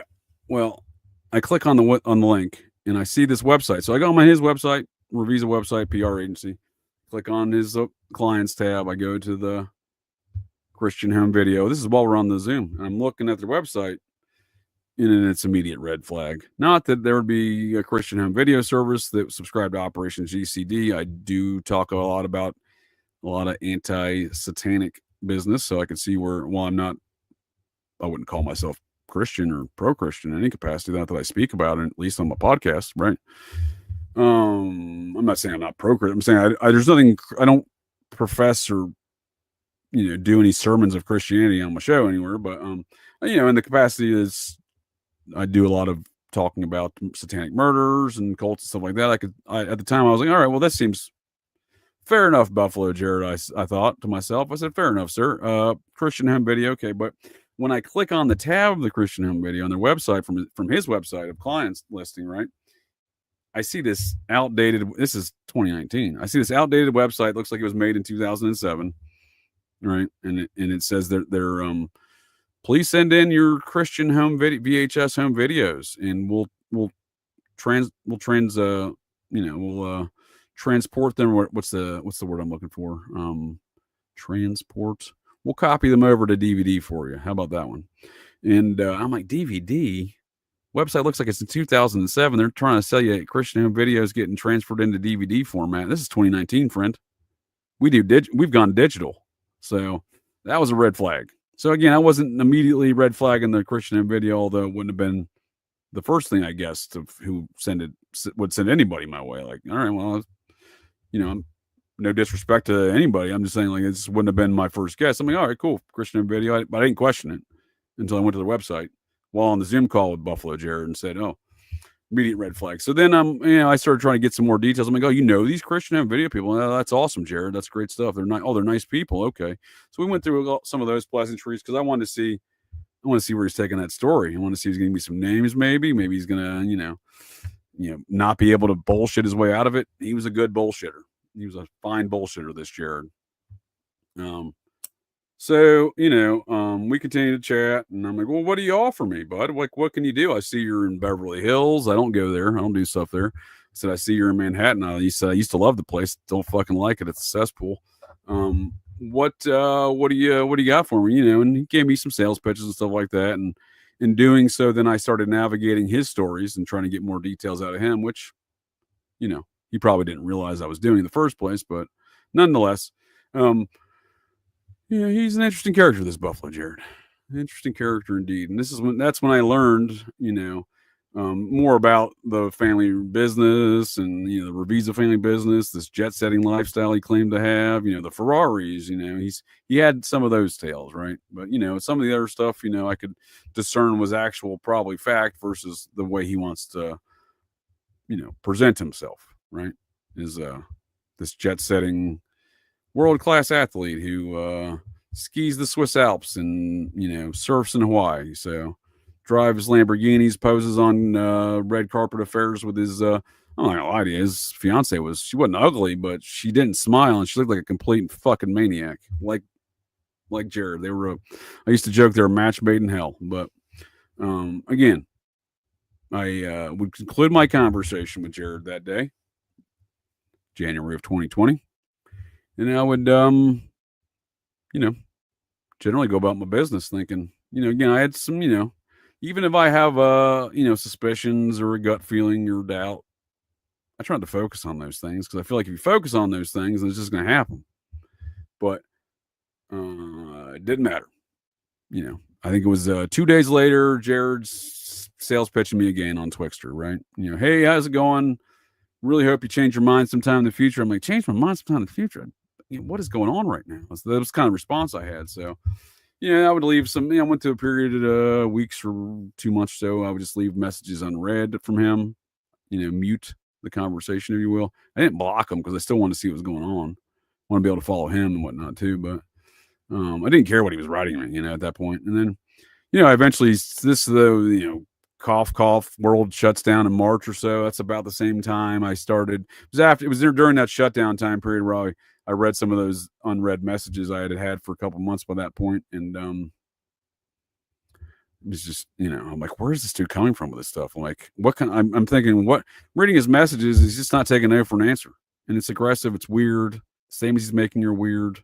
It's not like he didn't ask me like what underwear I was wearing, but it may have been just as creepy. The way he's approaching everything, like, oh, I hope you and your family are doing very nice. I'm like, what the fuck are you talking about, bud? Don't ever mention my family again, buddy. Those were my thoughts, right? I'm like, what is this creepster talking about? That's what I'm saying. Like, when you start getting into some intimate personal details of that regard, I was making the joke about the underwear and whatnot, but intimate personal details in that regard, things I hadn't discussed with the man, but he may have seen or something. Maybe, I don't know. My ex-wife would follow me on Twixter. Maybe he stalked, to her. We were married at the time, obviously, but I'm saying he might have actually been stalking my family. These are the thoughts I had at the time, right? I didn't let my son have social media, but even as a young teenager then, but nonetheless, like, I'm sure his mother, posted plenty of photos enough to wet Buffalo Jared's beak on the topic. So I was just like, all right, I just, I sent him a message. It was, most of my messages were like, oh, cool. Or, the DM responses, especially after January. Oh, when I did write him a couple messages, maybe April timeframe.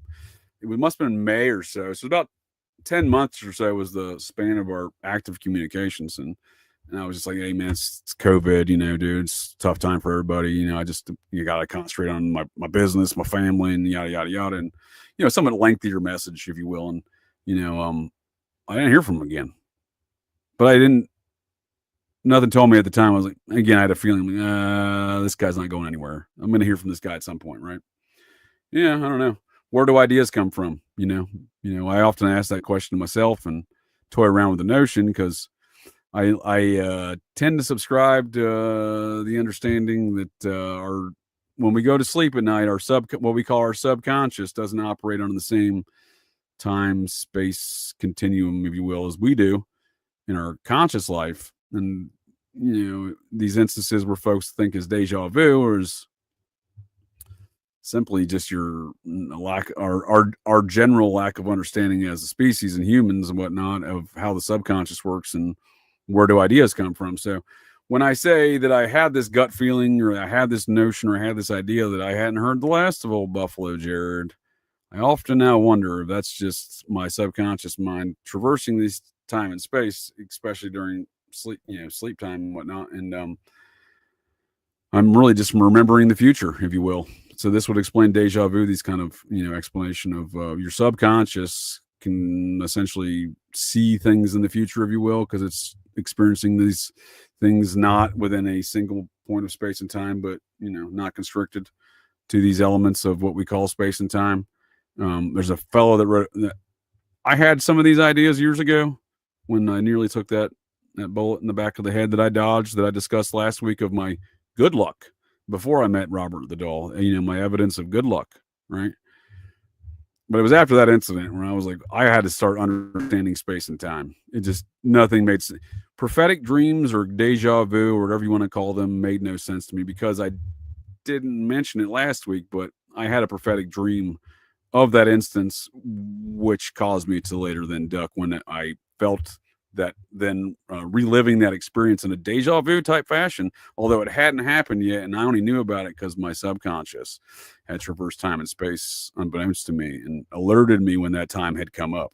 So we call these things a lot of different things, but that's kind of my rundown of what I like to think of this. But on that journey after that bullet incident that I discussed last week here on Operation GCD Sundaze, I discovered the work of a fellow by the name of J.W. Dunn. He was a British aerospace engineer who had his own instances of, I don't think it was a bullet to the back of the head that he dodged, but a prophetic dream that predicted it. But he wrote this pamphlet. It's a bit of a pamphlet. I'll actually put a link in the show notes for folks. Free download. I think it's from the National Archives or whatever, but the Library of Congress, whatever that is. But this is a very interesting read. It's not a big read. It's a I guess you would call it a pamphlet. So he was a British aeronautical engineer and philosopher. So if any folks of the interwebs are familiar with Carl Jung and his idea of synchronicity, these meaningful coincidences that are the confluence of important events in someone's life, and the acknowledgement or understanding of these things or recognizing them is generally considered a fruitful effort for the productive pathway folks take in life. So that's not an original concept by Carl Jung. That concept was developed by J.W. Dunn in his experiment in time pamphlet here, and he called it serialism. Serialism. Serialism, like serial killer, but serialism. So that's the concept of serialism, which is strikingly similar to Jung's synchronicity, because Jung read this and was like, hey, I can kind of add my own flavor to this and we'll call it synchronicity. But it was built upon this idea of serialism. They're not precisely the same, but it is J.W. Dunn that concluded in this, though. Spoiler alert. He concludes about his precognitive dreams here, right? And a theory of time, which he later called serialism. So it's this kind of confluence of these two theories here that with explaining his theories of time. to explain his precognitive dreams that he had, that he would later, the confluence of which he would describe as serialism, right? So it's a really interesting read. 208 pages. It's the big letters though. So it's that idea that I often wonder, where do thoughts come from? So when I have the notion, thought, or idea, that gut feeling, if you will, that the last I've heard of Buffalo Jared, well, that gut feeling's proved, at least twice, if you want to call it on a general scope, but numerous instances where that feeling is proved to be correct, where I had not heard the last of Buffalo Jared. I still have that feeling today, was what the most concerning thing to me is because, again, now I don't know where this fella is. May or may not be in any sort of lockup or mental hospital, may or may not be getting adjudicated for these crimes. I don't know. But what I am saying is it's weird that I don't know where this guy is. There's such a mystery around it and everything else, and I still maintain that same gut feeling. And if folks think that gut feelings aren't real, I would argue different. As I briefly mentioned in the introduction, and I think I did an old show on it, on the old Operation GCD 1.0, which I did an old show on it, my dude Austin. So it was entitled "You're Not." What was it entitled? Let me think here. You're so stupid, but it's not your fault. I think that's what I called it. Because it was a joke between my dude Austin and I, who one of my old fellow garbage can dudes from my Air Force career, who we had a silly nickname for him for a number of years, rightly deserved, but Stupid Austin was his name. So it was a joke saying that, he may be stupid, but it may not be his fault. And it was a joke, but I'll post that show here on the Patreon. Folks, check out. It's really just me being a jackass and describing how we have this nerve in our gut that communicates messages to our brain hole, including messages of quote unquote executive function, right? So not just like ideas, but the ability to I'm going to go move or do things, you know what I mean? Like I'm going to articulate my arms or legs in a certain manner, and there may be bacteria in our guts that are telling our brain holes to do that via this nerve that runs there, right? So that's all I'm saying. Where do ideas come from? Is it little alien bacteria in our guts through that nerve? Are we remembering things from our future and our dreams in this precognitive fashion? I don't know, but I don't lose sleep over it. But I do wonder, where is Buffalo Jared? Where in the world is Buffalo Jared? And why do I still have that same feeling in my gut about the situation that is proved correct more than once? So, I don't know, folks, of the interwebs. I don't know. But let's get into some of those details. So that's kind of the long and the short of it, the high weirdness, the instances of the crimes that occurred last year, my experiences both within the instances of learning about those crimes and my experiences with the man himself, Buffalo Jared Ravizza. Well, man, or I don't want to dead name him, or misgender him, but I presume he still goes by man. Jared Jones is his legal name. And on that note, let's look at old Jared Jones. So, as I had said before, the video as depicted in the introduction of every Friday's show here in Operation GCD with the show I do on Friday nights with Nick from the Occult Rejects, Conspiracy Culture Roundtable Experience with whatever topic our guests we have on that week wants to get into. But the introduction is Buffalo Jared dancing on in the smiley face Nirvana shirt, dancing near where they found Obama chef there in the swampy areas of Martha's Vineyard. And it is in Martha's Vineyard where he was residing and legally changed his name. So, and again, I say that because so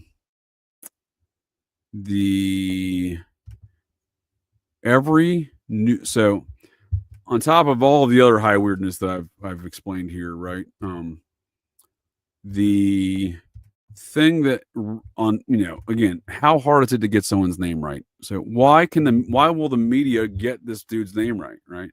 So that's again, so you type in, let's just let's just do a quick, while we do these searches for the court websites, right? Let's just do a search here on the Google and demonstrate what I'm talking about. But what I'm saying is and again, I'm going to put together a compilation of my previous Operation GCD shows that I've done since the fall. I can think of 3 different occurrences where I've searched these court records only to find nothing. None of it, except for the name change, which occurred in the Edgartown Court, Edgartown County, or whatever they call that there in Martha's Vineyard. And I'll pull that up here in a second. But before I get there, if he changes his name to Jared Jones legally, and presumably gets identifications printed with this new identity because it is his legal name, why then, when he goes on the multi-state killing spree and whatnot, do they report Jared Ravizza? Had they reported Jared Jones in the media, his legal name, I may never have gotten that Google alert. Mind you, I would have probably realized the situation because you take one look at old Buffalo Jared here, and you're like, yep, I remember that. That's him, all right. There's really no mistake in it, right? So what I'm saying is, though, I would have eventually learned about the situation, but wouldn't have been his red flag Kill Bill siren tipped off to it that morning, because I had a Google alert for Jared Ravizza. I had no idea this guy changed his name. Now, I actually didn't know that Buffalo Jared changed his name until I started looking into all these matters between May and August of last year, right? And, digging deeper into the tale, following the court proceedings, the charges, etc. Like I said, it took him a while to charge Buffalo Jared in the Connecticut court system. But we'll pull up those court records. We'll see where we'll do that little journey. We'll see where the court cases are listed. He should have 6 attempts. So we'll go over the media reports as they're reported, the locations in which these court cases are transpiring as told by the media, and the locations of the crimes, right? Which the media reports the crime occurs here, and the media reports the legal proceedings are occurring in the correct county as per those reported crimes. But when I go to the website for these places, the 2 counties in Massachusetts, the 1 state court website in Connecticut, nada. All court record had gone the way of Houdini. There wasn't even a filing. This is sealed. There wasn't nothing. There wasn't under Jared Ravizza. It wasn't under Jared Jones. It wasn't under Jared Love Jones, which is his official name, as per the Martha's Vineyard record we'll look at. But it is those media reports that just call him Jared Ravizza. I've obviously added the Buffalo Jared based upon an eyewitness account that I agreed with that said he looked like Buffalo Bob. Let's get that mixed up. Buffalo Bob, Buffalo Bill. One's the parody version from Joe Dirt. The other one's Silence the Lambs. The Buffalo fella, that's what they said. I agree. I mean, look at the dude. He definitely wants you to put the lotion on the skin again, or you're going to put the lotion on the skin, or you're going to get the hose again. So it's just weird. So on top of all the other circumstances here, the murder, the mystery, the high weirdness, the hypnotism, the PR stuff, the dubious backstory of how he even contacted me with this Christian home video situation, then they're going to not report his name right, and they can't find his shit in the fucking court records. What's going on here, folks of the interwebs? What is going on indeed? And I would assert, if you're looking for a more perfect scenario to find a mind-controlled assassin, right? And a more perfect example of a mind-controlled assassin gone wrong, probably, as it seems. And then on top of that, you look at it and say, why is no one talking about this case? This is your mind-controlled, multi-state, homicidal maniac assassin fella. The guy he does kill, I would argue, well, that's going to be coming up in a future installment. This Bruce Feldman fella was a registered certified public accountant in the state of Connecticut, and I have questions.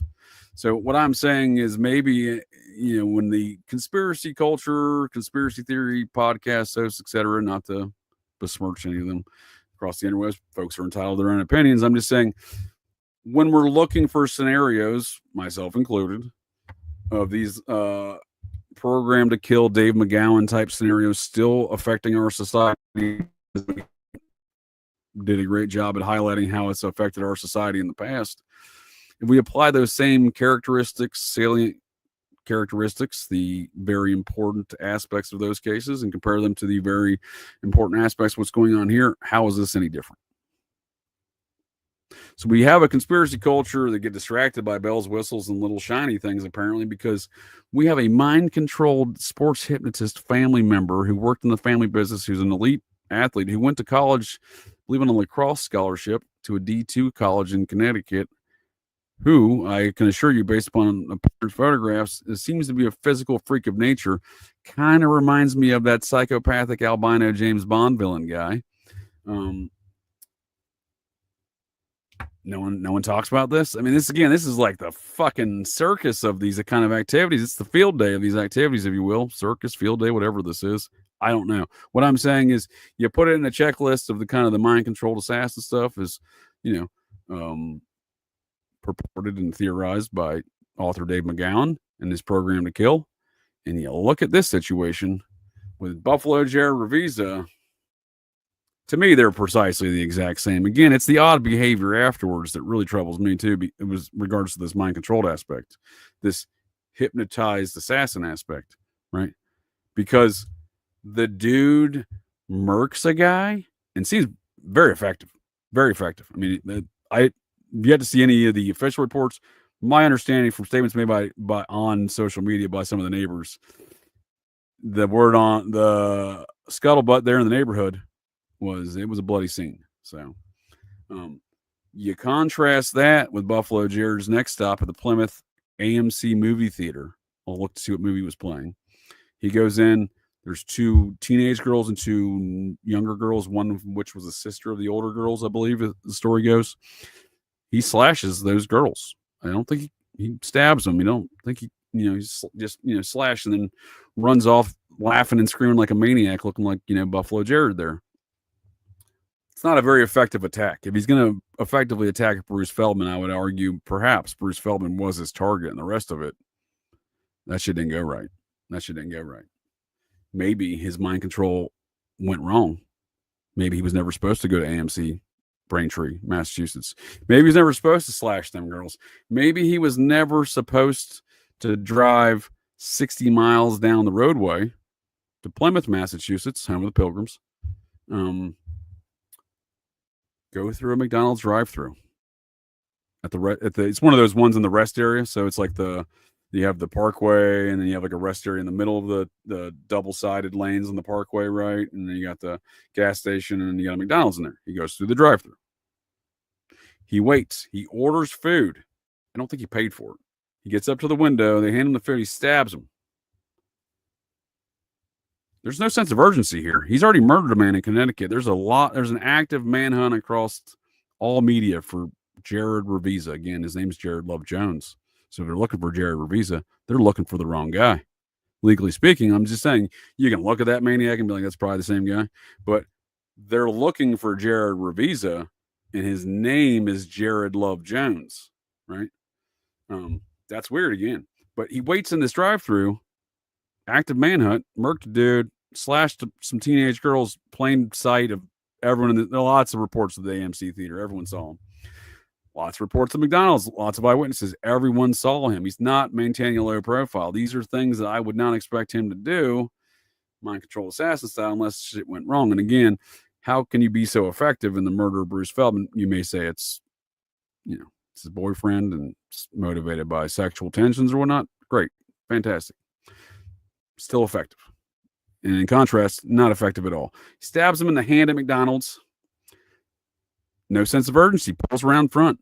Parks his vehicle, his Porsche SUV, allegedly in a parking spot. Legally parks it. Goes to the front of the window. Pisses on the front of the McDonald's, according to the reports. No sense of urgency. Walks inside. Stabs another employee. This one in the arm. McDonald's employee. Both had minor injuries. Same with the girls at the theater. Bruce Feldman deceased. So again, the contrast of these assaults and attacks, the lack of urgency, the general nonsensical behavior. You may be thinking, folks, well, yeah, dude, he's a fucking maniac. Of course he's nonsensical and unreasonable. That's great. That's great. These are not, find me another instance where someone's doing these things. I'll tell you the one that comes to my mind, the DC sniper case. And once again, I would argue. That's strikingly similar in characteristics and of the assailants. Lack of urgency, lack of reasonable activity in which to. There was no concern with those guys. There was no concern for being caught with them. It's the flagrant nature of their activities, contrasted with other things they're doing, like contrasted with Buffalo Jared's ability to effectively kill Bruce Feldman, but not have any ability to complete the task with anybody else, right? And again, his haphazard attempts at the AMC Theater McDonald's, I would argue, so acts of a mind control assassin gone wrong. And then he wrecks in a one-car vehicle accident after he gets back in his vehicle at the McDonald's. But what I would say is that we saw a lot of that with the DC sniper case. If folks aren't familiar with that, the DC sniper instances in 2002 where this father-son sniper team, right? And again, Buffalo Jared's dad kind of transitioned the same time Buffalo Jared did, right? They both look exactly the same. I'll bring up a picture here. They didn't look that before. So, but in the sniper case, you got the kind of adopted pseudo dad relationship there, but it was a father-son relationship, right? And they're doing a lot of the same kind of, it's on a longer period of time, but the same style of activities, right, as Buffalo Jared here, right? The flagrant nature, not caring about who's getting caught, eyewitnesses everywhere, that kind of thing. The ineffective nature in which they were able to kill. So there were some folks, they were very skilled at shooting, and other folks, it looked like they couldn't hit the broadside of a barn.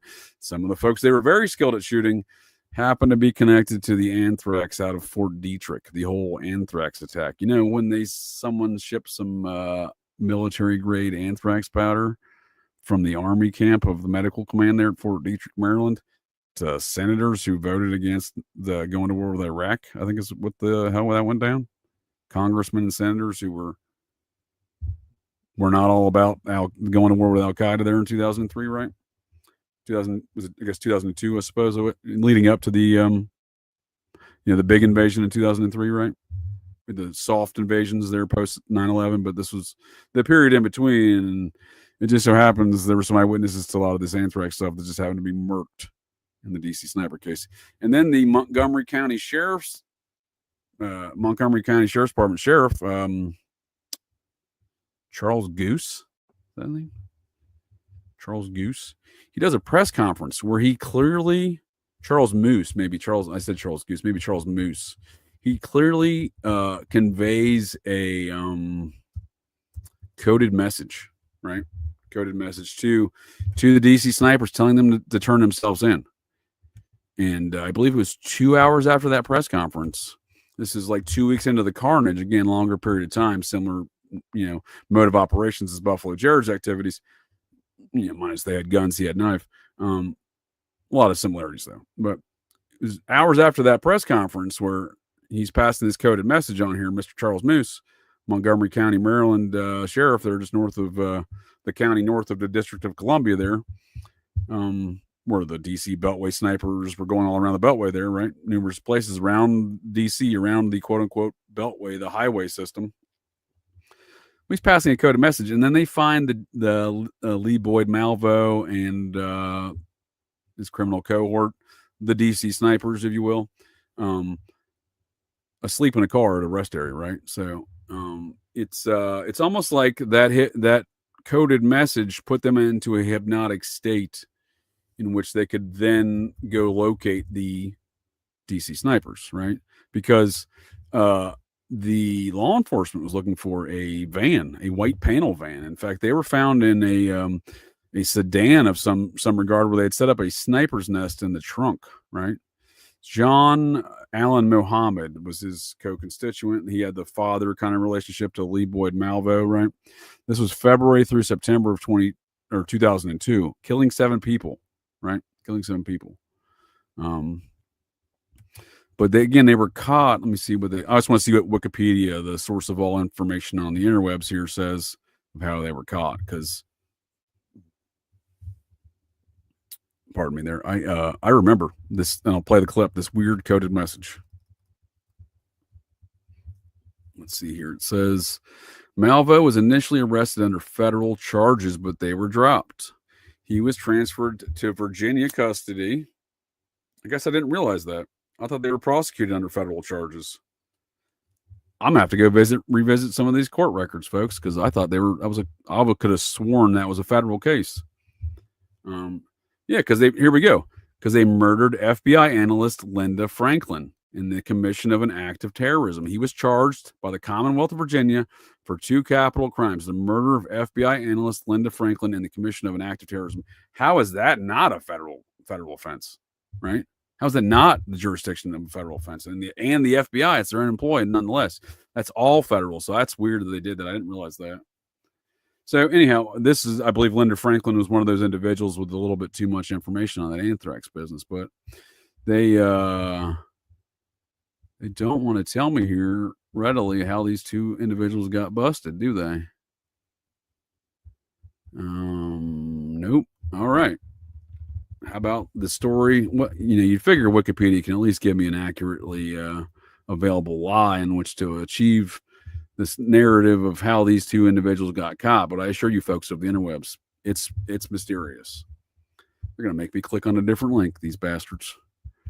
So it says here on the snipers were 2 men, yada, yada, yada. They traveled in a blue 1990 Chevrolet Caprice sedan. So they made a sniper's nest out of this thing. And this is the 2011 version of that Caprice. It's not the same model, but it's a sedan. And the 90s model was obviously a bit boxier, right? And they had made a sniper's nest where they could crawl through the back seat access the trunk. In that keyhole for the trunk, they had popped that out, and that was their sniper port. It was a great plan. That's what I'm saying. You don't go from doing stuff like that to falling asleep in a rest area when they just made this announcement that they're going to come get you, right?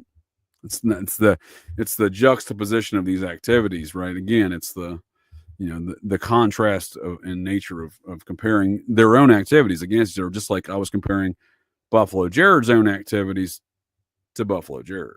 So I'm going to revisit this case. We might see a show on this here in the future at some point, folks, in the interwebs, because I have a lot of, not only I lived in DC for nearly 7 years. It was after this, but at one point in time, all of my father and my aunts and uncles, my aunts and uncle, well, I mean by blood, but aunts and uncles, by marriage, the uncles, they all lived in DC, because you leave West Virginia back then in the 60s and whatnot, and you go to DC for business, and everyone went there. So I have a lot of DC roots, cousins, Clan Vance is strong there in those regions and whatnot. But this was a big deal to me. I remember I was stationed in Korea during this DC sniper stuff in the Republic of South Korea there. And I just remember talking to my aunt all the time, because she was obviously very frightened. Traveling from the suburbs into the city, stopping at gas stations and stuff. That's where some of these folks were murked getting gas. So Home Depot, I think, was another spot. So I don't know. I'm definitely going to be unpacking this now that I think about it, because I don't know. I thought that was a federal court case. But back to the point of why I even discussed this matter, right? The shooters are apprehended. Lord of mercy here, Wikipedia. Well, here we go.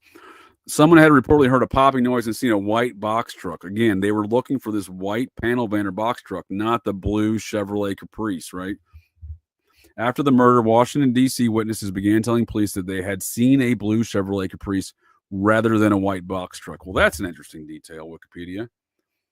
Did those details come in after the murder, or did law enforcement authorities sit on it during the murder when people are accurately reporting the actual vehicle? But law enforcement's telling everybody white box truck. So how do you look for someone in a white box truck and find these 2 DC snipers in a blue Chevrolet Caprice at a rest area? Again, very suspicious. But it is a hypnotic phrase, and I'm not going to go any further with trying to unpack that right now. It is a hypnotic phrase by Charles Moose here that I will play this clip real quick, and we'll get back to the tale here, folks. But it is this hypnotic phrase that almost makes me draw that comparison. These DC snipers were mind-controlled assassins, and this hypnotic phrase was a trigger event to put them in, essentially just cause them to go take a nap and go to sleep. And that way, law enforcement knew what vehicle they were in. Witnesses apparently knew what vehicle they were in, a blue Chevy Caprice. So While we look from the outside in and think, well, how do they find a blue Chevy Caprice when they were looking for a white panel van? But turns out they probably knew. And that this message was probably a hypnotic trigger for them to, fall asleep. Wix gives you the freedom to tell your story. And for this and wonderful another big ad. story we are following tonight, Montgomery County is mourning the loss of a former police chief. Charles Moose passed away at his home on Thanksgiving. They faked me out there, folks of the interwebs. They faked me out good. Let me find let me find that brief clip here. I won't delay us any further, but I think it is important to see this, to see what I'm talking about, because it's such a weird event. It's such a weird event. DC Sniper press conference. Let's try that. And I don't know if there was a triggering event in the Buffalo Jared saga, because again, we don't have a lot of details, right? We know what the media reported. We know the media tells us that they're in court proceedings. He's locked up in jails and now a mental hospital. But as you'll see in a later compilation of events surrounding my previous searches of these same websites on past Operation GCD shows in the last 8 months, yeah, it ain't there. We'll find out here in a minute. I'm equally as excited as I am concerned to find out whether or not those court records are now public, or if there's any record at all. But I don't know what the event may be that would have triggered the essentially deprogrammed or decommissioned the hypnotic mind controlled assassin mode of Buffalo Jared. But what I'm saying is, much like this DC Sniper press conference, I do think there could have been an event with some communications, something communicated to Buffalo Jared, possibly at that McDonald's that I was describing, where he seemed to take a lot of time at, park his car legally, piss on the front of the window, have no problem sticking around after stabbing 2 employees. Wasn't a great rush to get out of there. And he wasn't chased by law enforcement, but then after not being chased out of there, he goes onto the highway there in a high rate of speed and wrecks his vehicle in a 1-car accident by flipping it, right? But what I'm saying is maybe something at that McDonald's was a hypnotic trigger to shut him down, to decommission him for the day or whatever. Or like most cars these days, even like, I got you got your OnStar system, right? Well, he's got like a 2019, I believe we'll look at it in a second. I believe it was a 2019 Porsche, the midsize SUV, whatever that one is. I think Cayenne. Well, that most certainly has such a system, and you can call into that car through such an OnStar system. You can communicate over the phone and the speaker system to that driver. So if that were the case, and the dude's just strolling about, pissing on a McDonald's, nonchalantly kind of stabbing folks there, and parking legally, and waiting in the drive-thru after he's already murked other people and other scenes, and there's an active manhunt for the guy. Well, if you wanted to shut that down and there was a triggering word to communicate to the man, or phrase or whatnot, I would use the OnStar system in his Porsche, which would then cause him to then possibly go into a single vehicle rollover event where he is left unscathed, it seems. And we'll look at that picture in a minute. But, I think that's what I'm getting at here is, with this matter of hypnotic mind controlled assassin, psychopathic serial killer folks like these folks, the DC snipers or Buffalo Jared, it should not be ignored. This hypnotic, this matter of hypnosis and the triggering and decommission or de-triggering or shutting down of such a controlled asset by phrases or words. And again, for the life of me, I cannot find this Charles Moose clip. But if I were to convey a message, if I were to be in such a position where I'm like, I want to shut Buffalo Jared down in that capacity, I would in fact say that would be done likely through the system in his car rather than the McDonald's. But he was at that McDonald's long enough that, maybe I'm just saying there could have been some compensatory measures in which were then taken, in which to get somebody over to that McDonald's to then communicate that to him in person, right? So like, let's say he's at McDonald's, let's say he's waiting in the drive-thru, let's say he's milling around there, and you send over one of your guys and to yell, "Hey, Buffalo Jared, pink penguins pet pandas, or something, whatever their fucking trigger words are. Hopefully that's not anyone else's trigger word either. But and then then he shuts down in a sense, right? So maybe that's why I think it was probably in the car, because something happened in that car when he's nonchalantly departing these places. And again, there were some reports of a high-speed chase. I think that was a media creation, and it seems from the credible accounts, it seems like he had no problem. He was just on about his business, getting out of there, and then law enforcement claims that he just wrecked his car on the highway at a high rate of speed in a single car accident with no one chasing him. So I don't know. I'm just saying, if there was a trigger word or phrase, that pink penguins petting pandas could have been communicated through his OnStar style, whatever that is, in the Porsche system. So food for thought, folks of the interwebs, because I finally found that clip.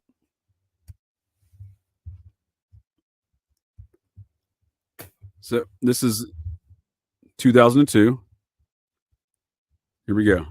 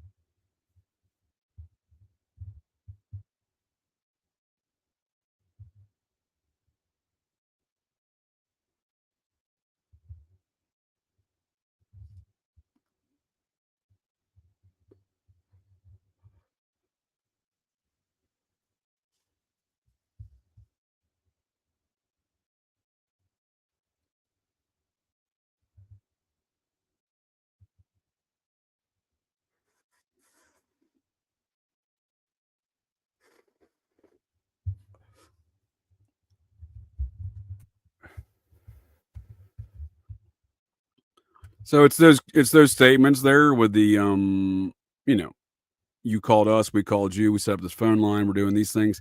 It's these messages he's communicating back to them in the thing, talking about communicating back to them. So it's something in there that I think was the triggering event that caused these two men to suddenly, after evading law enforcement from February to October, murking folks around DC, targeted and slightly sloppy, untargeted kind of intentional acts versus we got to make it look right so no one looks at the person we really wanted to kill type of deal, right?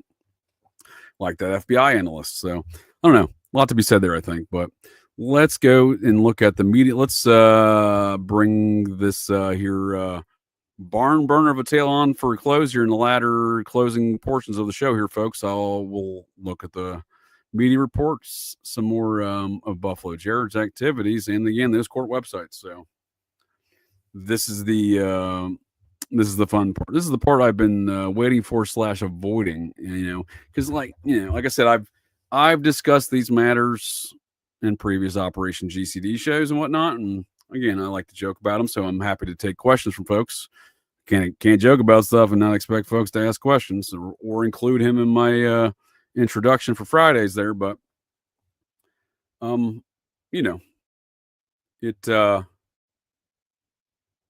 is still all very concerning to me, folks. All of this mess. So I'm excited / I'm not nervous, but I don't really want to know whether or not Buffalo Jared's court cases are now in the system or not. But in months past and shows past, I have been alarmed when I look up a court case in a murder trial and that's all sorts of publications about, and there's no case. So is this the first time this stuff's happened? I highly doubt it. I highly doubt it at all.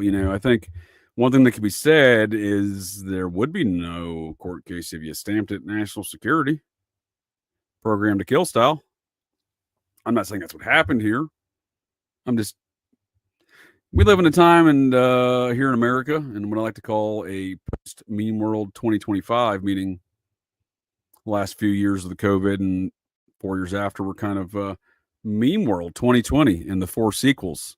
And much like Hollywood, the sequels and subsequent sequels thereafter get exponentially shittier as it goes. So that's what we've seen here in 2020 to 2024. Here in post meme world 2025, well, shit, the wheels are off. You know what I mean? So what the, a lot of times you can, there's these rules, the sequels and films and whatnot and stories. All bets are off here in post-meme world 2025. I'm not saying that we should expect to have seen a case where a mind control assassin was stamped national security in the past. What I am saying is things are ignored, they're misdescribed, and they're often covered up. But here in post-meme world 2025, that's just of the past. And here in our current era of America, this may be the new standard. I don't know. It's just odd. But we've gone through the PR company with his little fancy vacation in the south of France photos, right? We've gone through. I'm actively trying to avoid going to the court website that I already have pulled up here, but let's look what the media reports first. How about that? We'll delay it a little bit further. Let's look at the reports. So, while I jump into that, I got us back on that Instagram screen that I was at earlier in the show, and we'll circle back and close this one out too because I left this one open as well, obviously. So I wanted to look at some dates here. So we saw that was the 2 days before the murder, May 24th. We see kind of your standard Buffalo Jared situation. Oh, this one's fancy. Look at this fancy pose.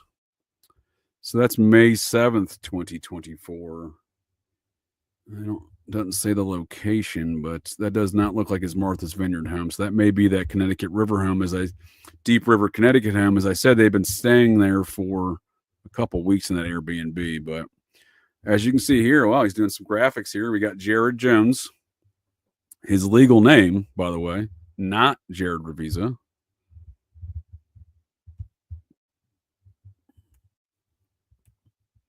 Okay, so let's see here. This is April 26, 2024. I don't think after he gets into that assault with his father in April of 2024, I believe it is, in Martha's Vineyard, and he gets charged for assault, which that case is, again, I can find that case. It's still pending last I looked as well, but he leaves Martha's Vineyard after that. So presumably he goes to his boyfriend's in Connecticut, and maybe they're not at that same Airbnb, but maybe they're at a different Airbnb. I don't think that's ever been determined. But so we're taking a journey back in history. Oh, this is a fancy shot. You see what I'm saying? He's usually wearing kind of the same stuff. He's got the Lakers hat. It's almost like, I don't know, again, I can't really judge, and I'm not, who am I to dictate fashion of anybody? And I have a very limited wardrobe myself. But my point being here is I'm not a mind controlled assassin. And if you were a mind controlled assassin, I suspect that having the same hat on or wearing the same shirt is some sort of it's almost like how you get into that mind control assassin mode, right? Like it's part of the kit, right? It's the hypnotism, but it's like, oh, you flick the light switch on to turn the light on. Well, you put the Lakers hat on, then you say these words to him, and then he's mind control assassin Jared. Again, this dude's an athletic freak of nature. You know what I mean? He may look like a freak, but he's also an athletic freak of nature. So here we go. This is what I was looking for before. So this is actually April. So he's living in Martha's Vineyard. This is not it's not far, right? It's not far from where Obama's chefs found in that same swampy regions in that inlet pond on Martha's Vineyard. Obama chef, which I believe that occurred in August of 2023. But again, Buffalo Jared is living there in that area. He's not filming that video until April of 2024. This must have happened right before the assault on his father. This is obviously the full length of him dancing around in the swamps, but he's got a friend down there, right? Like somebody's holding that camera. I don't know if it's his father. I don't know if it's his boyfriend. According to the police, I believe there was a restraining order issued initially, maybe it was temporary on the Christmas 2023 incident. This again is April 2024. So I don't know who this is filming this, but again, it's weird that, you have a seemingly mind controlled assassin fella not far from the location in which Tafari Campbell was his name, I think. Obama's chef that was found there in that weird quote unquote drowning situation. So I don't know. Just saying. Could be. It's possible. I'm just saying Buffalo Jared may have killed other people. Bruce Feldman may not have been his first, and targeting me may not have been, because I do feel like I was targeted at this point in time, ladies and folks of the interwebs, ladies and gentlemen. I do believe this. It was the feeling that I had at the time that this fucking lunatic who won't take no for an answer wants to stab me and wear my skin as a human coat. This is long before that he actually started dressing like, Buffalo Bob or Buffalo Bill, and that's why I call him Buffalo Jared. But I'm just saying, like, it's just like these things came to fruition. Like those were my thoughts and feelings. And he comes out looking like Buffalo Bob, and then he's, seemingly wants to wear other people's skin as a human coat as well, which I'm not jealous over. Take that shit all day. Get it away from me. But my point being is, where do thoughts and ideas come from? Where do these gut feelings I have come from? And Lord of mercy, I hope at some point it's wrong, because again, I have that same feeling. And I'm not saying this dude murked Obama chef, but you're gonna start looking for some usual suspects in that region. He's gonna be high on my list. Buffalo Jared, that is. So the media would report. I was actually, not only was I surprised his Instagram was still up, I'm surprised that his LinkedIn is still up, because they pulled down that Ravizza website that I had, that on the PDF. They pulled this down, RavizzaJones.com. See, boom, gone. That's the one I had on that PDF. So I was kind of surprised to see that they still had his LinkedIn account, because again, and his Instagram. I mean, a lot of this stuff just got scrubbed, and I kind of expected it all to be gone, to be quite honest with you folks. But we look here on this record, and we see that where did that go? Holy smokes. All right. Ravizza Jones Media Production, again, Beverly Hills, California, huh? Again, these are the things he sold himself as. I don't know that he ever had one employee, but he says here he had 11 to 50. He did used to have an address in Beverly Hills. It was listed in that Beverly Hills magazine, but it was just an office. Whether or not he actually ever released it, I don't know. So we do see one employee listed here, or Richard Ravizza, and I don't know. I don't know who this guy is, to be quite honest with you. I'm assuming this is I don't think this has any relation to this guy. I'm have to look up see general manager. I don't know who this guy is or why he's connected. I haven't been on here in a while, huh? It sounds like we have another follow-up here, folks, because to my understanding, he doesn't have an uncle. Like I said, Ken Ravizza was his great uncle. That was his father's uncle. And to my understanding from my research and investigation, he has a sibling, as a sister. His mom has siblings, but his father had none. So who this Richard Ravizza might be, that's an intriguing tale, I'm sure. So more in the future here on these legends of Buffalo Jared just keep getting more legendary. So here is oh no, that's not it. Here is that Beverly Hills magazine that has also been scrubbed. I have these screenshots, but I just want to show folks, and I'll leave this link in the show notes, how not everything's been scrubbed, because this is on Reddit still. It says Beverly Hills magazine is probably going to want this one back. So that was published right after the murders. Looks like end of May last year, May 28th. Looks like, if I remember correctly here. Let's see. May, it just says 1 year, but yeah. They merged on May 26th. So, after May 26th. But, while a good deal of scrubbing has gone on, not all of it. So then we look at what did the media reports report at the time of the murders on May 26th, 2024. Braintree Theater. Like I said, the initial crime scene that morning on or about 7:30, I think was the estimated time of the murder, was in Deep River, Connecticut. This is in Braintree. So we look at Deep River, Connecticut. I believe it's about a 1 hour drive, maybe about 40 miles to Braintree, Massachusetts. We are looking at it slightly longer than I previously just stated. It is a 1 hour and 52-minute drive in current traffic with 119 miles. So, you know, a decent distance. But again, the manhunt was on that day when he drove to Braintree. And so he would go from Deep River here up to Braintree here. And then maybe it's the 40 miles or so down to Plymouth from here. Okay. And then he would wreck in between Plymouth and Taunton here, right? And today he sits in a state mental hospital right here in Bridgewater in the infamous paranormal Bridgewater Triangle, apparently. Bigfoots, aliens, UFOs, swamp creatures, you name it. Puckwudgies. They got them all. And now they got Buffalo Jared Ravizza. So we look here and, you know, he goes from Deep River, Connecticut, which again, that was very tight-lipped. So even though they were saying it's a manhunt and connected to a homicide, they didn't immediately announce Bruce Feldman's name. They didn't charge him for the Feldman murder for months. So while he's already being held for these attempted murders. So I think, you know, we can look at the Connecticut media, but as far as the real-time reporting that day and stuff, it was largely all this Massachusetts stuff. The Connecticut folks, like normally, we're pretty tight-lipped. They don't like to share information. We don't like questions around here in Connecticut. We used to be the Constitution state. That's my home state. We used to be the Constitution state. Now we hate the fucking Constitution state. Braintree Theater in Plymouth, McDonald's stabbing suspect Jared Ravizza, again, legally changed his name to Jared Love Jones, but right here, Jared Ravizza. So if you're, again, they've not released any police reports. Can't find any court filings.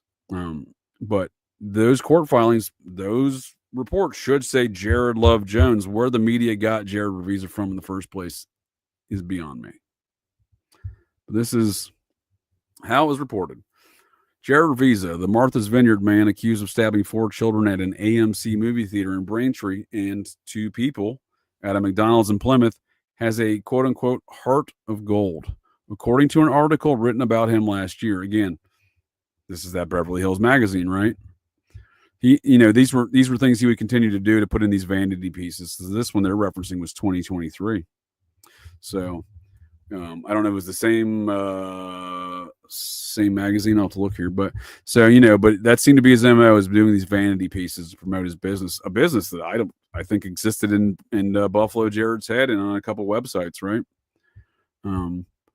So then this is the vehicle accident. Like I said, he apparently left McDonald's in no rush after stabbing folks waiting through the drive-thru, parking illegally, pissing on the front window. And sometime after he left there, shortly thereafter, he's driving down the highway, and apparently that is when he decided to get into this vehicle rollover with himself, right? Which will later be reported as a police pursuit, but according to witness statements, I disagree. So let's see what this article says here on May 26th. There we go. The day of the event, updated at 8:15 p.m. A Vineyard man was arrested this weekend in connection with several stabbings on the mainland. Police took Jared Ravizza, 26, so he's now 27. I thought he was, like I said, he was 30 or 31 there, but he's 27 now. Right. So this is, he's 27 of Chilmark. Martha's Vineyard I think that's the area of Martha's Vineyard he's from. Like the neighborhood or the section of the island, right? Into custody Saturday night. So this was Sunday the 26th. So I apologize. It was May 25th. Not the 26th, May 25th, on the Saturday that all this stuff went down. So this is written on Sunday, May 26th. Okay. Got that cleared up here.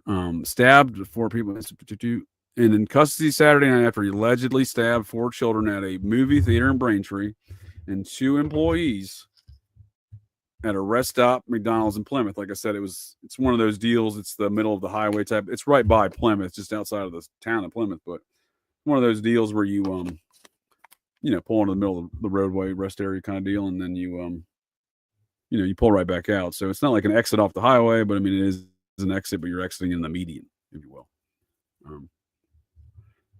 It says, in a statement Sunday, the Plymouth County District Attorney Office said Mr. Ravizza was arrested around 7:15 p.m. in Sandwich after he crashed a Porsche while fleeing police. So again, there's this little bit of this police pursuit got a little bit more tall tailish, if you will, as the days and hours passed by there in the aftermath of these events. witness reports would say that there was no record of such a police event, and he just crashed himself. So again, I don't know what to believe because they're so tight-lipped. I'm willing to believe that that is what occurred, and that police are just making more shit up in the aftermath here. But it says Mr. Ravizza took the vehicle to the Route 3 McDonald's drive-through. Reached through. Oh, it says Ravizza was arrested around 7:15 in Sandwich after he crashed a Porsche while fleeing police about an hour earlier. Again, so their bullshit stories seem to be bullshit. I'm out of fucking papers, man. That's not good. I got more here somewhere. They seem to be bullshit, right? Because, like I said, by eyewitness reports, he just he's mosey on out of McDonald's and hit the road. And then again, they're like, oh, yeah, but then he got in a police pursuit down the roadway and then he crashed in what turned out to be a one vehicle rollover. So, again, very, very weird. Very weird. Almost weirder than Jared's appearance himself. Weird, right? But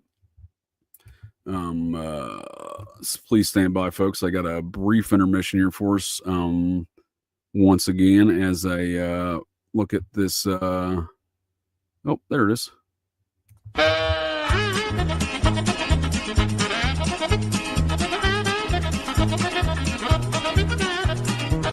Okay, well, we'll take these home, run through them with a fine-tooth comb, cross the T's and dot the lowercase j's.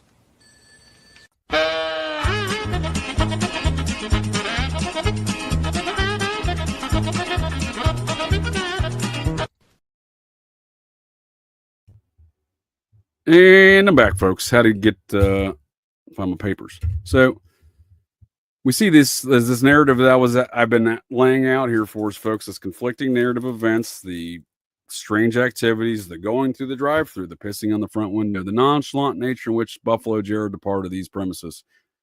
Again, after a multi-state manhunt, numerous crime scenes, seemingly, right?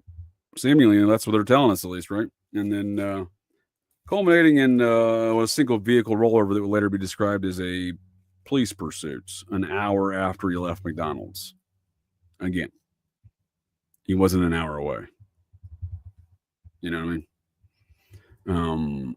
We can look to see the precise location in which he wrecked that vehicle, actually. And before we jump into the court records next and we close this thing out here, folks, of the interwebs, and I appreciate y'all joining me for the terrifying tale and the legends of Buffalo Jared Ravizza, the man who portrays himself as a complete and utter Looney Tune in photographs on his own PR website, wearing these shorts, standing next to this Ferrari with that haircut.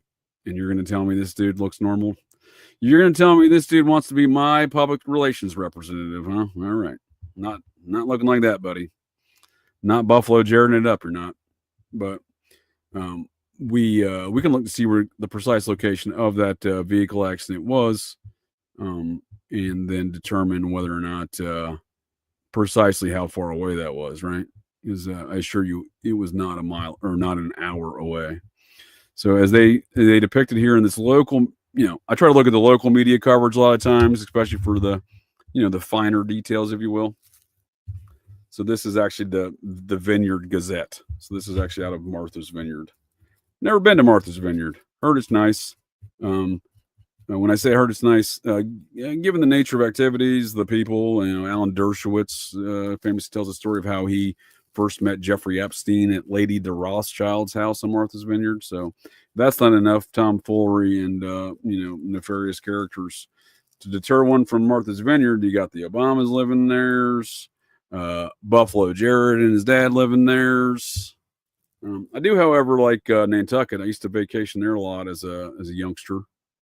From my summers in Vermont, we go over to Nantucket for a couple weeks and enjoyed those times. I don't think it's quite as bougie as Martha's Vineyard. It's still pretty bougie. I was very upset when I went to the airport in Nantucket and it looked nothing like the set from the TV show Wings. So I was kind of butthurt about that, but nice place otherwise. So back to the precise location here of events and other finite details we have here on the legend of Buffalo Jared. So it says, okay, well, we'll go back where we left off because this article does have a lot of good details here. Okay, Mr. Ravizza took the vehicle to Route 3 McDonald's drive-thru, so I'll pull that in a second. Here up. Reached through the window, grabbed the 28-year-old man working there. Mr. Ravizza then stabbed him with a large knife. I think it was in the hand or the arm. The employees from McDonald's, one sustained arm stabbings, the other one hand stabbings. So afterwards, Mr. Ravizza allegedly parked the Porsche. Multiple eyewitnesses, including I think the one that had stated he looked like Buffalo Bob, the lady that said he pissed on the window. I think that was the same eyewitness. I think made both of those statements. Multiple eyewitnesses claim he legally parked his Porsche in a spot at this Plymouth McDonald's after he went stabby after waiting in the drive-thru after numerous crime scenes. I'm driving home this point because it doesn't make any sense. And again, I assert it speaks to the hypnotic, mind control assassin nature of this Buffalo Jared character. So afterwards, Mr. Ravizza allegedly parked the Porsche, went into the restaurant and stabbed a 21-year-old woman working there as well. Both employees were taken to nearby hospitals. And again, I kind of went over all these details, but I'm just going over the finite details here again, recapping it from this as we're analyzing the media report here. Because again, this is the only way we know about anything. If there's nothing in the court, the only reason we know about this instance in the first place is thanks to the media. And this is at least local coverage, which I generally find at least somewhat more honest or objective. At least they add more details than the glossing over of national reporting. So this is actually the next day. It was the 25th on the 26th that occurs as the night of the 26th. But, they already got all the details here, right? Law enforcement officials said Mr. Ravizza was also being investigated for stabbing 4 children at the movie theater in Braintree earlier that day. So again, I remember watching this coverage. There never seemed to be a question. As soon as that name came out, and again, it was pretty early in the day. That murder, I think, took place at 7:30. I want to say it was around 10 a.m. here. Approximately 10 a.m. this name comes out, right? Jared Ravizza, again, not his legal name. So, anyway, there doesn't seem to be anyone really like, I wonder who this suspect. No, we're looking for Jared Ravizza. They're not saying, we don't know who we're looking for. Braintree police said at about 6 p.m. Saturday, a man went into the AMC Braintree again. So that we're talking early that morning. Murder in Deep River. Manhunt. During the manhunt, he's 119 miles north there at the Braintree Theater. Much later in the day. Again, there's no sense of urgency. If he's murdering his boyfriend in Connecticut, why is he not hiding somewhere? Why is he driving 120 miles north, doing all that? And again, he's not effectively attacking anybody anymore at this point in time. So, it says Saturday, a man went into the AMC Braintree 10 Theater Complex and went to the AMC Braintree 10 Theater Complex and entered one of the theaters unprovoked. He went on to stab 4 girls inside, police said in a statement. Now, I do recall them saying what film it was. It was definitely a children's film. It was 2 teenage sisters. Here we go. The girls' ages ranged from 9 to 17. So it was 3 of the girls were sisters. One was a friend, I think, or maybe 2 of the girls were sisters, and each one brought a friend. But either way, there was like a 9-year-old and a 10-year-old and like a 16 and 17-year-old, right? Each was taken to Boston area hospitals for injuries that were not considered life-threatening. Police say the man who was not explicitly identified as Mr. Ravizza drove, I'm sure you, during the manhunt, this is explicitly identified as Mr. Ravizza, drove off in a black SUV that matched the stabbings in Plymouth. Well, they have these things going in different directions. Now they have the Plymouth going after, this one's describing the Braintree events after the Plymouth events. This is interesting. I knew I'd say this article for a good reason. It had good details in it, but I didn't catch that detail because all other accounts have these things going the other direction. Preliminary investigation suggests a likely connection to an earlier incident at a movie theater in Braintree. Now we're quoting people in the same article. How did we just get here, folks? Police say the man who was not explicitly identified as Mr. Ravizza drove off in a black SUV that matched the stabbings in Plymouth. Oh, I see. They write things poorly. I think I'm reading it incorrectly. I see what they're doing here now. All right. They didn't change the chronology. They're just saying that both of these events are matched to a similar looking character who's not explicitly identified as Ravizza, but drove a similar vehicle and looked the same.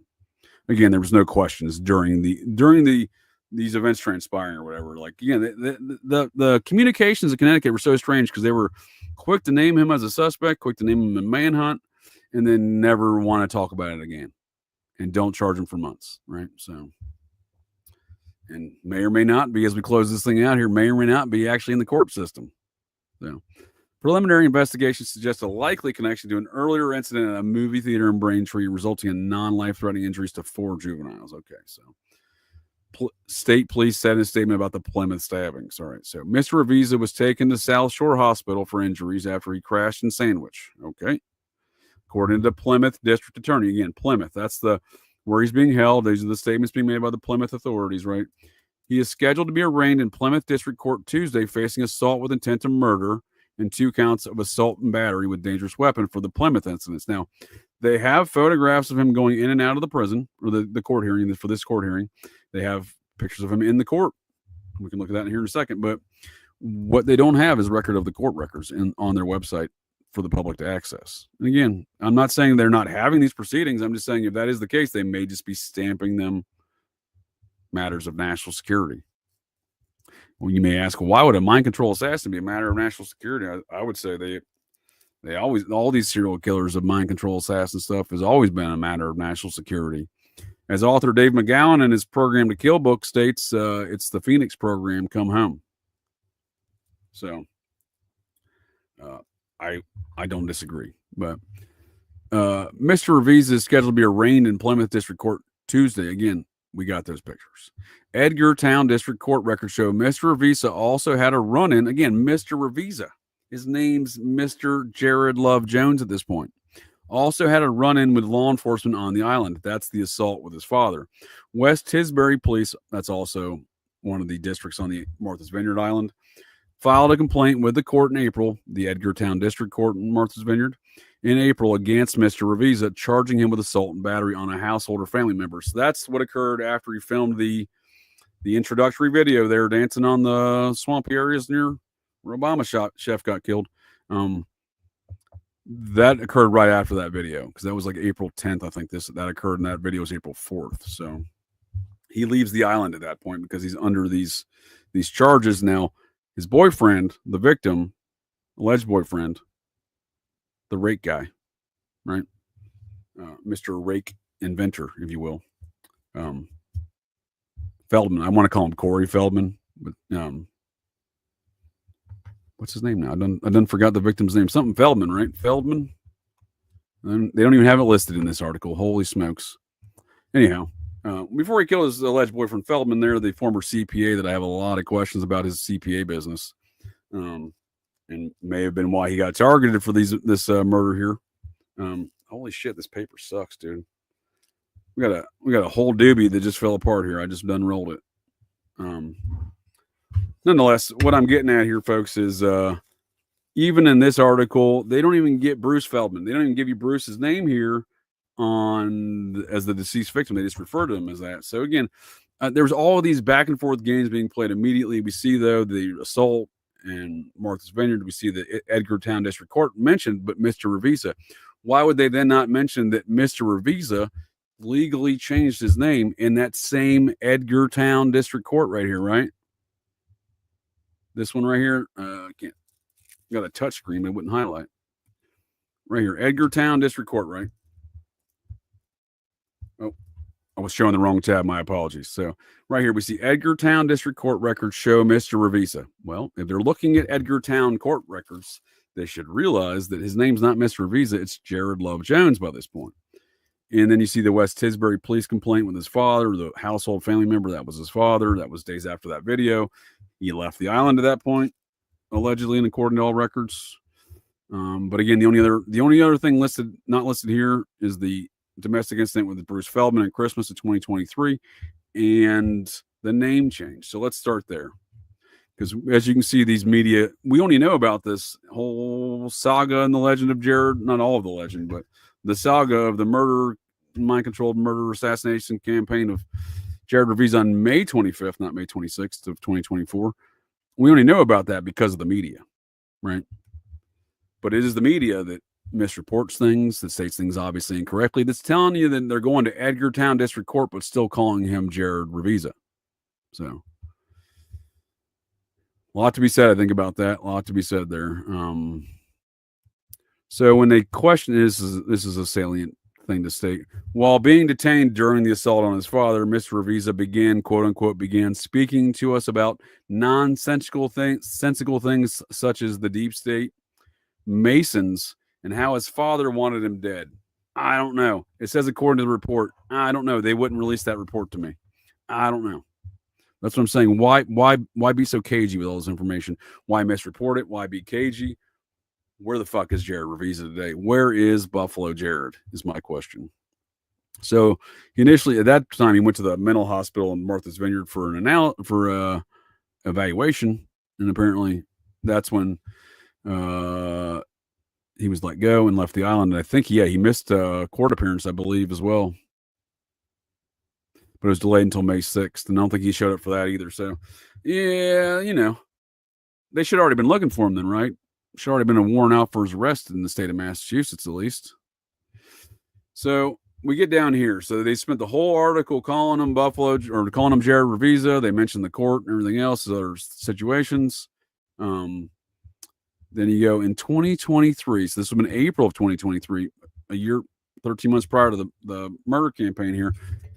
He filed paperwork with the Dukes County Probate and Family Court to change his name from Jared Christian Ravizza to Jared Christian Ravizza Jones in honor of his paternal grandmother's name. All right. So why did you just call him Jared Ravizza through everything here? And why does everyone else call him Jared Ravizza? You just recognized that. And I thought that was the Edgartown court, but we'll find it out here. So they're saying in this article, they're saying that was the Dukes County court. All right. That's the other county court on Martha's Vineyard, but I was pretty certain that it was Edgartown. So let's see if they got that detail right. Maybe I'm misremembering it. Court records search. So, like I said, you have to go to in the Connecticut one we'll look at here in a second. You have to go to each individual court website. I'm sorry. In the Connecticut one, they have a state consolidated court website. In Massachusetts, you have to go to the individual court websites here. So we see here, as listed in that article, Dukes County Superior Court, Edgartown, Massachusetts. Again, that's Martha's Vineyard, but they have two counties there, I believe is how it works. The Edgartown and the Dukes County. But let's look here. So search court dockets, calendars, and case information. Right. I've looked this up before. I just could have sworn it was Edgartown. I mean, I have that saved, but I want to do these real time. I'm going to include it with my other real time searches I've done in the past. So, in case things do change, we know the date in which these things change. We see the evolution of them, but I don't know if that gets us any closer to understanding whatever's going on here with Buffalo Jared. But it would at least be a step in the right direction to print public court proceedings and public court hearings in public forums. So we see this in the Idaho 4 case. Any folks with the interwebs who follow any of my work on the Idaho 4 case or just the Idaho 4 murders in general, the quadruple homicide of 4 young college students allegedly brutally murdered in their home on November 13th, 2022 in Moscow, Idaho, University of Idaho. We see an unprecedented amount of secrecy in that case. And while it is unprecedented, we have come to a point in American jurisprudence or judicial system where it's almost accepted, or people almost just are willing to accept it. That shit's got to be private, man. And that's just not how it works here in America. Here in America, we have public proceedings, public court records to be seen by the public. So, apparently Idaho forgot what that means because they're not doing any of that. And it seems to be selective cases here around that folks don't do that. Selective cases such as like Buffalo Jared here. Selective cases isn't like he's in numerous jurisdictions. And how can all 3 jurisdictions not have anything on their public court records? For a public court case, in a nation where it's the public's right to know and interests. So that on a very strategic level, I do find still very troubling today. So, folks of the interwebs, I appreciate you joining me through this tale, through this journey and adventure of the legend of Buffalo Jared Ravizza. And I will be closing it out here with the anticipated / avoided search for court records. So, access to trial court documents, access to public trial court documents. I just want to find types of cases available to the public online. So maybe I'm missing something. Maybe they tell me right here it's not open. No, because I've looked up this case before. So let's get back to let's stay on track here. Where is their search function here? Search court documents, case information, access to trial court documents. Access, get a copy of your divorce record. Don't need that. Don't want that. So, access to trial court documents, find land court documents. I feel like they've changed up this website since I've last been here. Well, this looks slightly more familiar. Search public records. Choose department. All right. So we got the probate and family court, I presume, is reported in that article. And then we go to Plymouth. No, we go to Dukes. There we go. And then we search Ravizza. See? There you go. I've already searched it. I've already searched Jared Ravizza. I've already searched Jared Jones. I've searched Jason Jones. I think that's his dad's name. Or Jason Ravizza. That's his dad's name, Jason. So we got Jared. And we got Jared and we got Ravizza, right? All right. All cases, right? Which should include, according to that article, this is the proper court, right? Which should include, let's see, parentage, guardianship, estates. All right. Domestic relations. Okay. There it is. Domestic relations. Okay. Change of name managed. Okay. So according to that menu, we should be good here. And then we click here. There we go. Okay. It is this court. It wasn't Edgartown. Maybe Edgartown's the town and this is the Dukes is the county. Maybe I got them mixed up, but here we go. So we have Jared Ravizza, Jared Christian Ravizza, right? And then we see the first filing is on April 2nd of 2024. No, that's not right. The first filing is on May 24th, 2023. Okay, I was saying it was April before. So it was May 24th, 2023. He changes his name. I don't know why they list this 4 times, but if you see here, it says party type, new name, respondent, petitioner, new name. Okay, so he changes his name to Jared Love Jones. We should be able to see that by going here. I don't know what this other case is from 2024. Maybe petition to change name to adult. Why does he have 2 cases? Oh, I see what's going on here. Looks like maybe he changed it twice. Jared Ravizza, Jared Christian Ravizza Jones, and then maybe Jared Love Jones. Let's look here, though. So he represented himself, pro se, right there. The petitioner was Jared. Well, look at this. Okay, so the petitioner was Jared Christian Ravizza. That's Buffalo Jared, aka, should say aka, alias, aka Buffalo Jared. And we see this case closed out, filed on May 24th. Certificate of birth, citation of petition, citation filed, served as ordered. Decree on petition to change name entered 6/27/2023. So as of June 27th, 2023, he's no longer Jared Ravizza. Yet in May 25th, 2024, that's all we see. Jared Ravizza. Here we go. So Duke's Probate and Family Court, Edgartown, Massachusetts, May 23rd, 2023. This is the judge's order, changing it from Jared Christian Ravizza to Jared Christian Ravizza Jones. We see that depicted in the name change of his business. But where in the world did I read Jared Love Jones on this website? Oh, that's in Edgartown, maybe. That was the assault charge. So on the assault charge, they have it listed as Jared Love Jones. Let's look that up real fast. So I'm pretty sure that's where I read that now that I think about it. Let's see here. Let's double check here. So yeah, because this one's Jared Christian Ravizza. So I see. So they have it listed under the petitioner as the old name, and then this is the other lines are the new name, it looks like.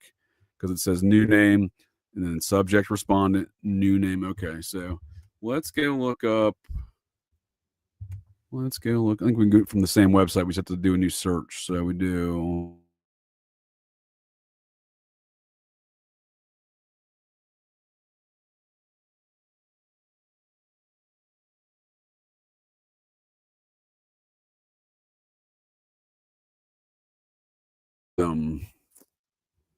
I would like to look up his charges for that assault.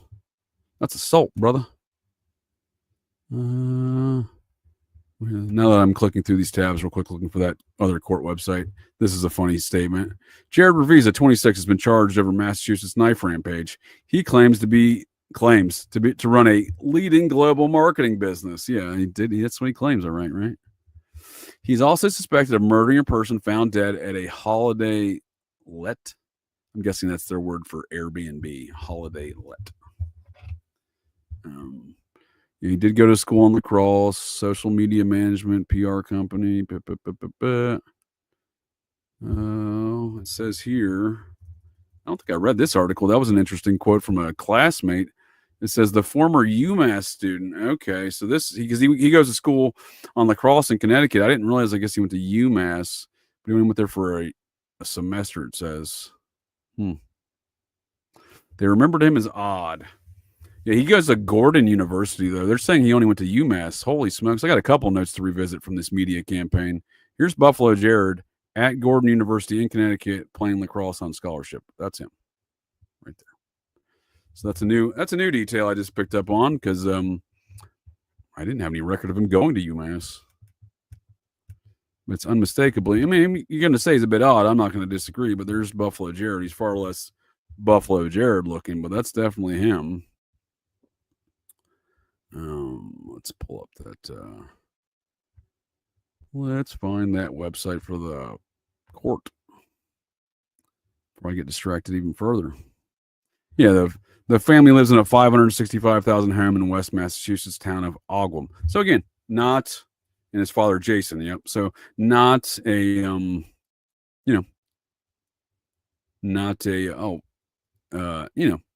not poor, but I'm saying they're not like it's not multi-generational wealth, if you will, right? So I'm just closing out these before we go back into finding that assault charge, and then look to see where he's at in the other Plymouth court and the Connecticut court on our last few elements here and bringing this thing in for a close here, folks. I do appreciate y'all joining me here to get a little GCD for this tail and high weirdness of Buffalo Jared Ravizza, but we'll look at those assault charges and we'll close this thing out on that. But before we do that real quick, the last two media reports that I wanted to look at real fast to emphasize the way this, like the high weirdness surrounding the way these events were reported in the first place. And that can be depicted here on this article from the New York Post entitled Inside Jared Ravizza's Bizarre Pandemic Transformation. Like I said, he wasn't looking anything like this when I had dealings with him. He wasn't all Buffalo Jared out. So this is him in that Plymouth court hearing that I said there is record of, right? Seeing him being transported in and out of this court and inside the court, well, there's not as we'll look here, there's been a lack of information on the actual court filings. So, but it says here, right here, where him and his father both went into this weird transition. Again, this would have been after May or June 2020. It says, Jared and Jason got very bizarre. A next-door neighbor said of the accused stabber and his 57-year-old father, the sports hypnosis psychologist fella, who was part of the family business.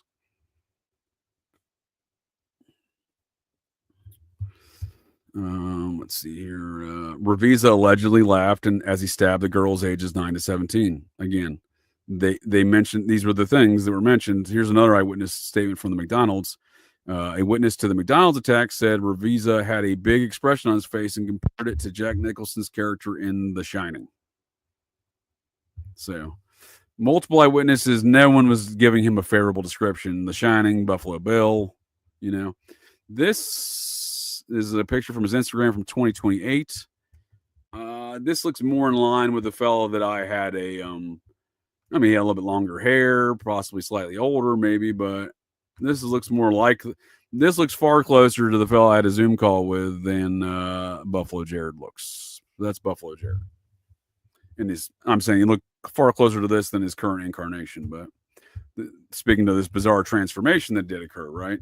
So not necessarily the behavior may have always been a little bit creepy, it sounds like, but they did go through this bizarre transformation where they look like each other. Like they already are father and son, right? But like they transformed to look creepy like one another, like with the super white teeth, the skin like a hot dog, the bleach blonde hair, you know.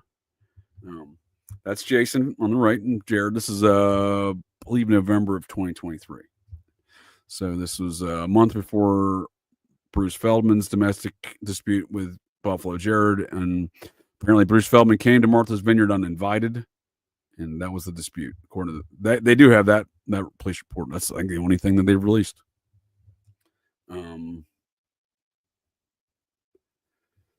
This guy creeps me out too. I'm just looking at this picture of Buffalo Jared and his dad Jason. I'm just like, oh, he looks just like him. Probably is just like him. But if anyone's programming this dude to do weird shit, is it this dude programming him? The sports hypnotist dude from the Family Business, who's the nephew of the Ken Ravizza guy, as think by the Cubs, but it was the Family Business? Or is he also getting programmed too? Why did these two dudes go into this bizarre transformation, right? Was he doing it to impose it on Jared, his son? I think these questions are relevant to be asked, but no one's asking them, right? So that is the last media report. Nope.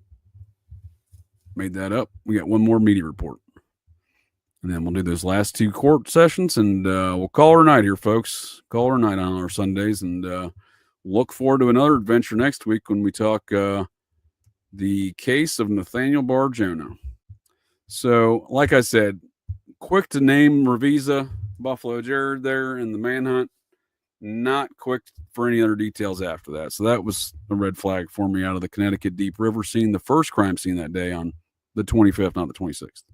So that photo that I showed here earlier, this photo right here, we learned after double checking, which I said was 2 days before the murders, was actually only 1 day.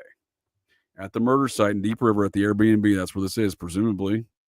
I'm not sure who took the dancing on the Martha's Vineyard swamp videos, but presumably this is Bruce Feldman because that's who he's renting that house with, right? For the 2 weeks prior to this, but that is the day prior to the rampage. Interestingly enough. Back to the reporting on the Deep River, Connecticut scene, though. New details on the man were found dead in Deep River. So they didn't want to release this dude's name. I was like, well, who's the victim? And I was, I had to pour through social media posts of the locals, and someone named the man before the media did. So that's the only way I found him. And then when I found him, I found Bruce Feldman. I found his history. I found everything else. I found his divorce record and everything. But then I was like, I wasn't sure it was him because I was like, is this the dude? And then a couple days later, they finally released it. And that was this date. So let's see what date this was. This was May 29th. So yeah. So for approximately 4 days, they didn't want to name this dude, right? They didn't want to name this dude. But again, the locals in their little Facebook stuff had already named it because this had already been a problem there for weeks preceding. They had incidents with Bruce and Buffalo Jared, but mainly more Buffalo Jared. But they had talked to these people and gotten the names the neighbors had. This is according to the stories that I had discovered there, but they were tight-lipped here, So, and again, Ravizza was charged with stabbing 6 people already, right? This is the Massachusetts charges. This is 4 days after this tight-lip. They don't charge him for 3 more months in this murder. A murder they announced his name, manhunt. Already got the McDonald's charges, the Massachusetts charges. What's Connecticut doing here? What's the holdup? I mean, I hate to say, did he actually do these things? Because I believe that he did. I do believe Buffalo Jared is capable of all these activities. Mind-controlled assassin or not, but certainly mind-controlled stab somebody where their skin is a human coat. Yeah, I think that's real. That's possible. He could do those things. I got that feeling from that. Yeah. It's not that I'm coming to terms with believing that. I'm just saying, like, where's the evidence and why you acting so creepy about this? And again, it doesn't necessarily mean that he didn't do it, but I think the reason, what I take from that is this is some fucking mind-controlled weird assassin shit, man. Some MK Ultra fucking weird assassin kind of shit here. And they started, that's why we see this, just the bizarre nature of reporting, the manhunt, the naming him, the not naming the victim, the not charging the victim's murder for months. Again, a lot to be said there, I think. But that was the first time we hear Bruce Feldman.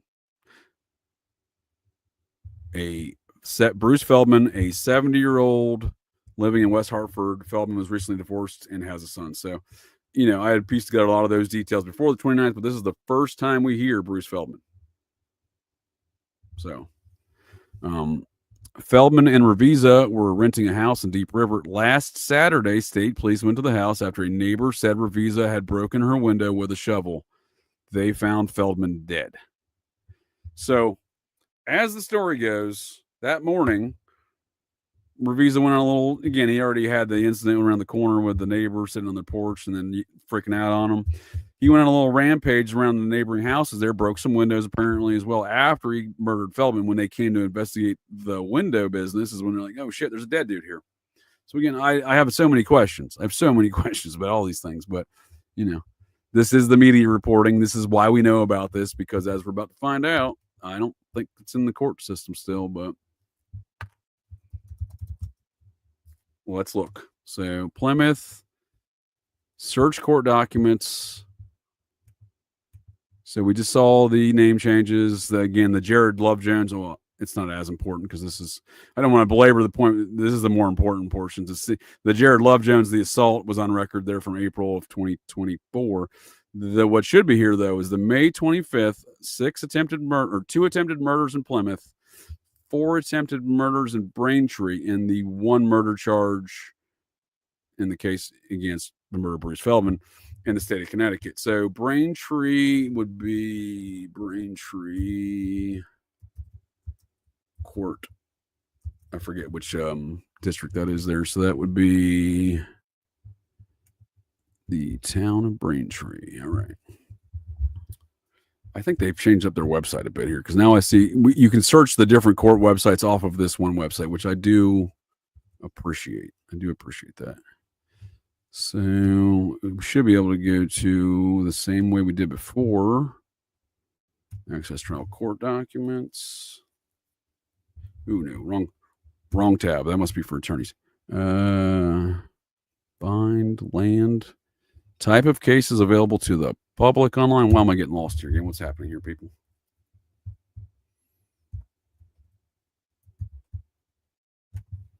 We're going to want district courts.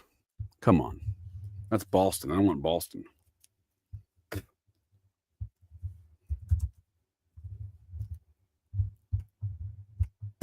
Let's go ahead and skip to Connecticut when I'll fiddle with that.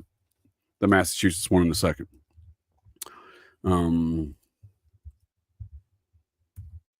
Like I said, they have a consolidated court searching function here. So, well, they do obviously have different county courts. You can go to their state website, unlike that Massachusetts nonsense, which they've should come. I'll reserve my opinion for later. But so we see here criminal and motor vision of the Superior Court case lookup, right? Superior Court case lookup right here. Oops, zoom in a little bit here. Oops, now I done click that. All right. So we see here Superior Court case lookup right there, boom, right? Then we see here criminal and motor vision. So that's what motor vehicle. That's what we want, right? We want pending. So now we see arrest warrants, sentence review docket, motions to seal or close again. So if there was a motion to seal this stuff, that motion should be present, right? It shouldn't be a matter of we sealed it, but there's no record of it, right? But, I kind of think that might be what's going on here. So we see convictions, daily docket, right? You want to see the schedule, or pending cases. Search by defendant or search by docket number. Search by defendant. The last name begins with first initial. Those are your required things to search for. You can do birth year, range, court location, category type. We're going to do a pending criminal, ignore motor vehicle, search by defendant name, right? That's going to be our search, right? So we'll do both Ravizza and Jones independently, right? Here we see the first initial, so we'll just put, it's the same way, Jared and Jared, right? So we got Jared, J, and we got Ravizza, right? And we hit search, right? And I'll do a generalized search here too. So we see here, folks, the same thing I've been concerned about the entire time, in fact. And again, I don't know how I'd be searching this incorrectly. We just went through the proper ways in which to do it. We're in the state of Connecticut judicial branch, right? The state of Connecticut, right? The criminal pending cases, name summary. Information is accurate as of June 7th, 2025 at 5:13 a.m. Yesterday, about 36 hours ago. Search by defendant, Ravizza, Ravizza, first initial J. They don't let you put in the whole name. Record count, 0. No records found, folks. So we're just going to repeat that same search for criminal cases, right? Pending criminal cases, right? For Jared Jones, right? Jared Love Jones. Or Jared Christian Ravizza Jones. Whatever version of Jared Jones they want to call it. We see that on his business. We see that on his Instagram. We see that in the assault charge from the month prior to the murders. He officially changed his name to Jared Love Jones, according to records. And I'll pull that one up again here too in Edgartown, just to make sure I'm not making shit up before we leave here tonight. I want to double check that as well. But let's concentrate on the main thing here. The one murder charge in the consolidated court system. We're not looking anywhere else. The consolidated court system, criminal pending cases, name summary, state of Connecticut, judicial branch. Information is accurate as of yesterday at 5:13 in the morning. Survey says record count 0. So let's go look for his legal name now. That's what they want to tell us his name is, right? So let's look at this one. We got the J because we got to do a generalized search, right? We can't type in Jared, but what we get here is a alphabetical listing, right, of all the pending court cases, right? And we can see how far this spreads in the different districts. So we see Bridgeport, GA2, New Haven, GA23, Manchester, GA12, Stamford, GA1. Connecticut's not a huge state. That's basically all four corners right there. That's basically all the major, courts there. So represented right there. So, we go down here. You see, do y'all see a Jared here? I see a Jasmine, Janice, James. Between Janice, Jan, and Jasmine, Jas, should be a Jar. Jared.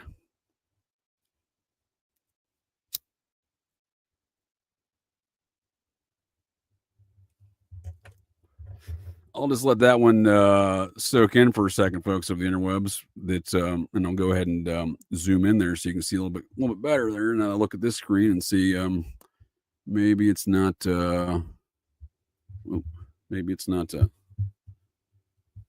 is readily visible through that screen. Let me zoom in here a little bit. So once again, just to recap here, before I go pull up the article that shows that he's been charged for this murder in this place, right? We searched for before again the Ravizza, proper spelling, J, first initial. Now we got Jared Jones, Jared Christian Ravizza Jones, or Jared Love Jones. Again, we'll go revisit that in a second. But we can see here again the most important charge: this murder charge of Bruce Feldman in the consolidated state of Connecticut judicial branch, criminal pending cases. Now, you may be thinking this is criminal motor vehicle, and it's only, it's one or the other, or these are criminal charges under motor vehicles. No, that's just that department of their court system. But you can look down here in alphabetical order: defendant, last name first, Jacinda Jones, beginning JAC, Jackson Jones, Jacob Jones, Jacoby, Jacqueline, right? Jade. We keep going. This is listed in alphabetical order, not in the order of hearings 8/5/2025, 8/5, 4/10/2006, 7/23/2025, 2006. Contact clerk for further information. That's a weird case. Jamar Jones, huh? He's awaiting a pleas in a number of cases, though. I don't know what that dude's up to, but don't care either. So we go down here. Jared Jones. JANJAS. No Jared. Jared should be between Janice Jones and Jasmine Jones. We don't get Jared Jones. We don't get Jared Ravizza. Right? We don't do it. It just doesn't happen. Like, how is it? I'm just going to pull up the Connecticut charges. Bruce Feldman, the way the media reports it, right? Bruce Feldman, Ravizza, because they don't call him Jones ever, right? So this is an article. Let's see here. I'm gonna bring up the one where they issued the arrest warrant. All right. Back to the Vineyard Gazette, July 1st. So I guess it was August 1st. According to this, they're saying it was July 1st. So maybe true.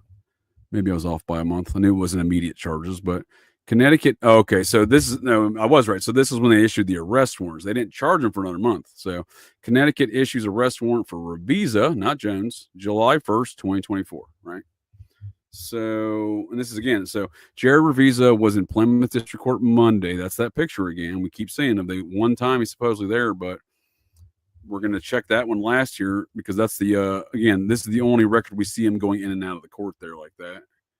Might see it at the Braintree location. I take that back, but we see the date that he was charged. Huh. Why is it not coming up?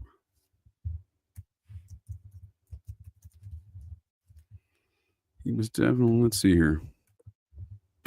Yes, Jared Ravizza was charged in connection with the death of Bruce Feldman in Deep River, Connecticut. According to CNN, Ravizza was identified as the second individual present at the scene of Feldman's death earlier that day. Well, that's a weird way to phrase that. Connecticut State Police responded to a disturbance call. Like I said, the neighbor, he was breaking some windows, found Feldman's body outside the home. So they came to the home they were renting. That wasn't the home of the broken windows. And they looked through the window and saw his body on the floor. So, again, a lot of questions. It says that he was charged. Why in the world? They've done Houdini this article. It's gone poof the way Houdini. Stabbing spree suspect pleads not guilty in new indictment. Okay, here we go. No, that's from Martha's Vineyard as well. They re-indicted him there. What is going on here? What is going on here? Not guilty plea on Friday to all charges contained in the new indictment to the movie theater stabbings. Okay. Ravizza was previously sent to Bridgewater State Hospital by the court for a 20-day eval. Well, here we go. We got a case timeline on this one. What is this article printed? Do you see the conflicting nature of all these details? Like, why can't we just readily find when he was charged for the murder that he's not in the system for at all there in Connecticut, as we just saw? And AI seems to indicate that the CNN article once existed. I probably have that CNN article, but the idea of I want to go through these things to see in real time how we're doing these, how these things are being reported. Like I said, I've already kind of done this in limited fashion in previous shows, going through how, these things reported, kind of the dates, and then the lack of the court filings and stuff, right? So this one's dated May 28th, 2024.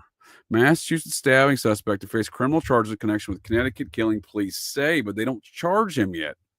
What is going on here, people? Yeah, so this was again right during the events, real-time contemporary events. Jared Ravizza, the suspect linked to stabbings this weekend at Massachusetts movie theater and a McDonald's, also will face criminal charges in Connecticut in connection to killing in the town of Deep River. Okay. This is dated. See how I want to scream at these people who write these things, or whoever's deleting this shit, because this is weird stuff. So this was 3 days later. This is Tuesday, May 28th, updated at 6:33 p.m. that day. This is the article AI's quoting right here, right? This is the article AI's quoting right here in this link for the conviction, but we just saw that, ain't it? I'm disregard the charge. The charge came down in August of 2024. Because again, there was that arrest warrant here on July. So, you know, not to belabor this point, because again, this was the entire idea was to kind of put a pin in all of these topics to continue to track this. This situation ain't going away, folks. Buffalo Jared's, like I said, not only is my gut telling me he's coming back, I mean, look at the details, right? Look at the details. So we have the July 2nd, 2024 arrest warrant issued. Okay, that makes sense because again, I think it was like August 1st, August 2nd, or something like that. He gets the conviction. So we're putting a pin in that one because why, you know, Bruce Feldman Ravizza charge should be the first return. Should be the first return.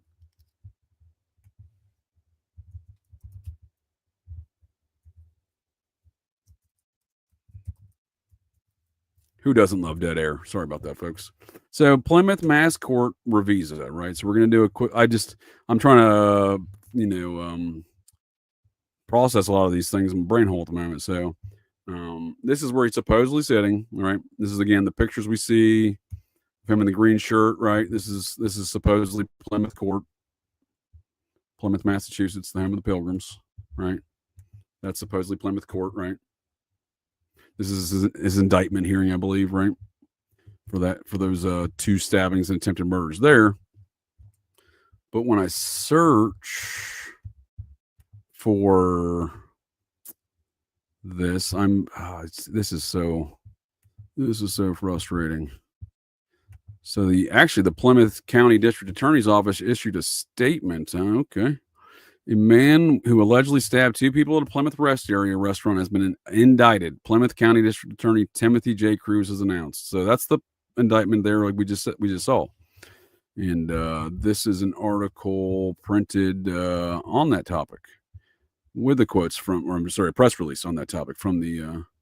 So we know he's supposed to be. He's indicted here, Plymouth County, right? I'm just trying to establish that what we presume to be the known facts, right? So Plymouth County today, a Plymouth County grand jury indicted Jared Ravizza, 26, on 2 counts of assault and battery with a dangerous weapon, and 1 count each of assault to murder and indecent exposure. The pissing on the front of the McDonald's, right? So Route 3 McDonald's. Upon arrival, emergency medical personnel located the victims. Investigation reviewed surveillance video from the McDonald's restaurant that appears to show Ravizza allegedly reached through the window, stabbed the male victim. Video then shows Ravizza leave the drive-thru in a black Porsche, exit his motor vehicle. Notice how they didn't put parked legally. Return to the McDonald's on foot. The video shows Ravizza go behind the counter, which, according to witness statements, is when he stabbed the second female victim. You're going to mention the indecent exposure, but not list how he was seen then pissing on the front of the McDonald's? This is what I mean. If this is shit was all on the up and up, and I'm not saying I'm not implying Buffalo Jared's innocent, but this shit was on the up and up. You're going to mention the indecent exposure 2 paragraphs above you, but then you're not going to mention that that's what it's for. He's pissing on the front of it, right? A witness at the McDonald's reported the motor vehicle plate registration of Massachusetts State Police. Well, that's one of the most accurate statements based upon the witness accounts that I've read on the interpretation of events here. It was determined that the black 2018 Porsche Macan, there we go, the Macan model Porsche, was registered to Ravizza. Police also learned that a bolo had issued for Ravizza's arrest from other incidents. Again, no, it wasn't a secret. They were all looking for him, right? None of this makes any sense. Ravizza will be arraigned on the indictments in Plymouth Superior Court at a later date. So we should be able to go to the Plymouth Superior Court. We already couldn't find him in the Connecticut system. We've now, we've demonstrated, right? So we go to the Plymouth Superior Court. Let's do that. I'll just type in Plymouth Superior Court. I already have a, let's see here. Let's look at this one instead. I already have an idea of what we're going to find here, folks, of the interwebs, based upon my previous searches and based upon the Connecticut results from tonight's inquiry, which, if you haven't noticed, I'm a little bit concerned about. Again, not only is the articles concerning the charging gone, we see the arrest warrant was issued. The articles concerning the charging were gone. The case is still not listed in the murder trial. Come on. Right? Come on. So here in Plymouth, we got the Plymouth County, right? Plymouth County Superior Court. I just want to ensure we're all looking at the same things here. Plymouth County Superior Court. This looks like a better. This is what I'm familiar with. We're looking through these court dockets here in Massachusetts. So search court dockets, calendars, and case information. That's what we want, right? And it takes us back to this screen. I don't like this screen again. All right. So then we go to types of cases available in person, access trial court documents or dockets. All right. So then we go to find, use case access for the public. Okay. Nope. Nope. This is not it. This is not it. What is going on here?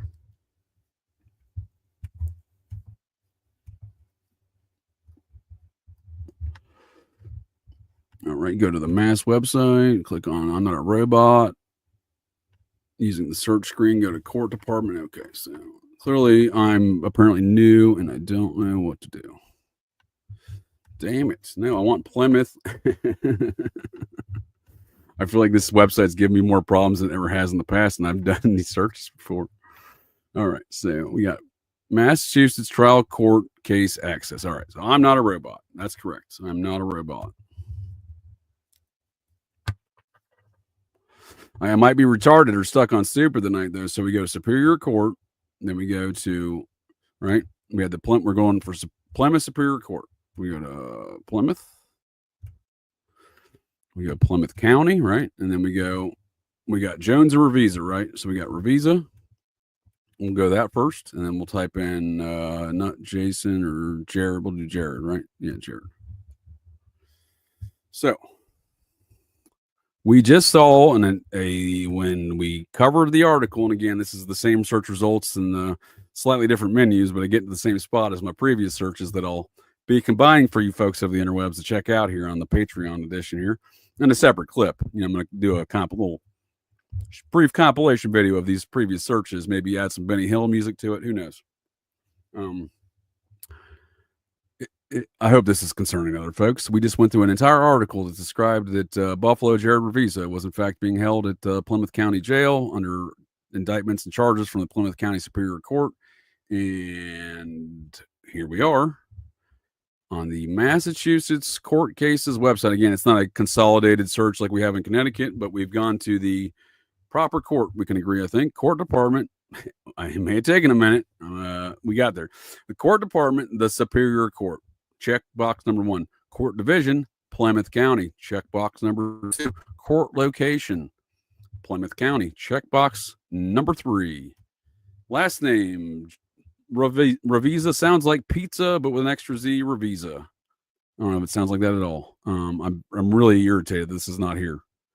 First name, Jared. Slash, I mean, what else is new, right? What else is fucking new? Case type, all cases. Case status, all statuses. Party type, all parties. No records found. Proper spelling of Ravizza. Let's look right here. We were just at, this is the Plymouth County District Attorney's Office. This is their press statement released on Plymouth County District Attorney's Office. Press releases. Released on, survey says, it's September 6th, 2024, right? And it says, Ravizza, Ravizza, will be arraigned on the indictments in Plymouth Superior Court at a later date, right? At a later date. So this is September, right? He's being arraigned, right? So he's already been indicted. Today, a Plymouth grand jury indicted. So we should see a court filing on September 6th, 2024, in the Plymouth County Superior Court in the state of Massachusetts, and it shouldn't say no records found. We just saw in their own press release, they're not calling him Jared Jones still. They're calling him Jared Ravizza still. Not his legal name. There is no case for that. There is no case for that, folks. And we'll do a search for Jared Jones real fast. As you can see my search results back here, I've already done that before. See, Jones, see, pops right up. Jared Jones, done it. Not there, but we'll do it again. We got Jared Jones. That's what the purpose is for. I wanted to do it live. I said I would do it. Fuck it, we'll do it live here with searching the results here, because as I've done again in the past, as I've said, sometimes even though I've seen it, I have it recorded on previous shows and videos or recordings. I remember it in my brain hole. I don't question the fact that I remembered it. It's just that crazy, folks of the interwebs. Where is Buffalo Jared Ravizza? No records found. Jared Jones, Superior Court, Plymouth County, Massachusetts. We just read the district attorney's press release twice. He was indicted on September 6th. That means he's been charged and has a case. Where is that case? Where is that case in Connecticut, right? Where is that case in Connecticut? Why is it, why is it I can't even find the article where he's charged anymore in the Connecticut matters? And now, where are we at? A year later, how are these proceedings not only not listed, how have they not had any hearings, right? Again, he's allegedly sitting in the Bridgewater. So we got Ravizza, Bridgewater, last known reported location. He was ordered to remain at the Bridgewater State Mental Hospital in the Bridgewater Triangle. Vineyard man accused of movie theater stabbings will remain at Bridgewater State Hospital. So he was initially ordered there for those 20 days. But as we can see from this recent article, which was dated July 1st, 2024. So before the indictment, they got him staying there, right? According to this one. So again, I think that's a conflicting statement from some other dates that I will certainly be revisiting, because that does not seem right. But we go Ravizza, right? Let's do this one. Jared Love Jones, right? So we search Jared Love Jones, because that's what he's listed as in the April 2024 assault on his father, which I assumed was the official name change, which apparently not, right? We saw the official name change, right? Apparently I got that conflated. The official name change that occurred in 2023 was Jared Christian Ravizza Jones. So then why then did we see on the actual police report from the April 2024 incident, where we see Vineyard man accused of stabbings named in suspect, May 28th, 2024. So this is talking about, right? We've actually already been to this article. Maybe that's why I had it saved. So they have his name listed here from that incident. The second name change to Jared Love Jones was approved in April 2024, just days before the alleged attack on his father. So that's why. So where's the record of that name change then, right? Because we see in paperwork filed with the courthouse to change his name from Jared Christian Ravizza Jones, he listed a West Tisbury address in 2023. We found that. Oh, that's why. I was right. That was at the we want Edgartown. So we want the second name change did go down to Edgartown Court then. We looked at the Duke's Court.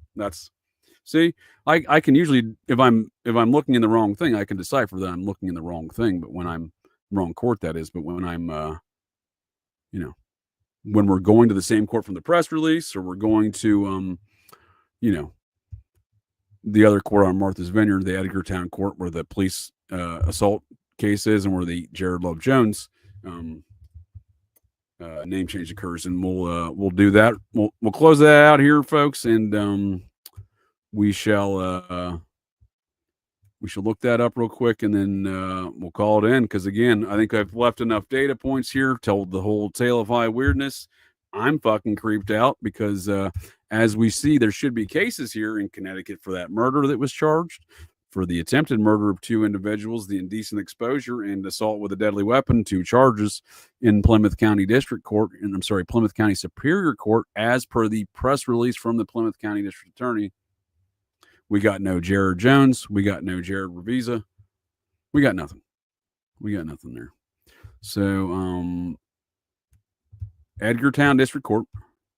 Last one here, folks. Thanks for bearing with me here, because again, it's a fucking disaster here. I'm trying to maintain the narrative, look at the stuff, and be creeped out all at the same time. So, I'm not alarmed, not scared, not frightened, but I mean, And again, I'm somewhat more butthurt over from an American standpoint, from a constitutional perspective, because this is not justice.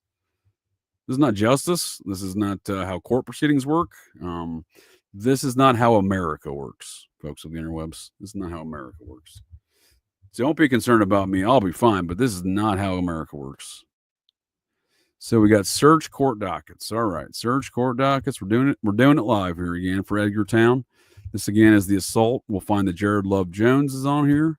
We'll find, yeah, they really did. So this used to be all different individual county websites. I like / hate how this new setup is, but at least I'm getting the hang of it here. So we go all sorts of district court too, just to show us in Plymouth there. We go court division. We go.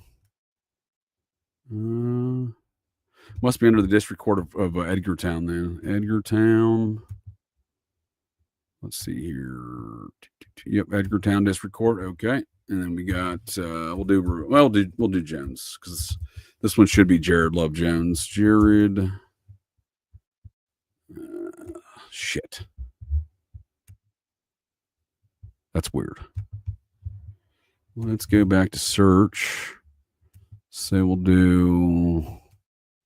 There must be another Martha's Vineyard court. There must be another court there I'm missing. There's the Edgartown District Court. This court serves the towns of Edgartown, Oak Bluffs, Tisbury, West Tisbury, Chilmark. There's the Duke Superior Court. That seems to be the only probate court, though, huh? That's bizarre. Let's try Dukes County. Let's see what Dukes County does for us. Jones, Jared. Nothing. Dukes County is Martha's Vineyard. That was the Superior Court. Let's do Dukes County District Courts. Where's that at? Oh, we gotta do Edgartown District Court. There we go. Edgartown.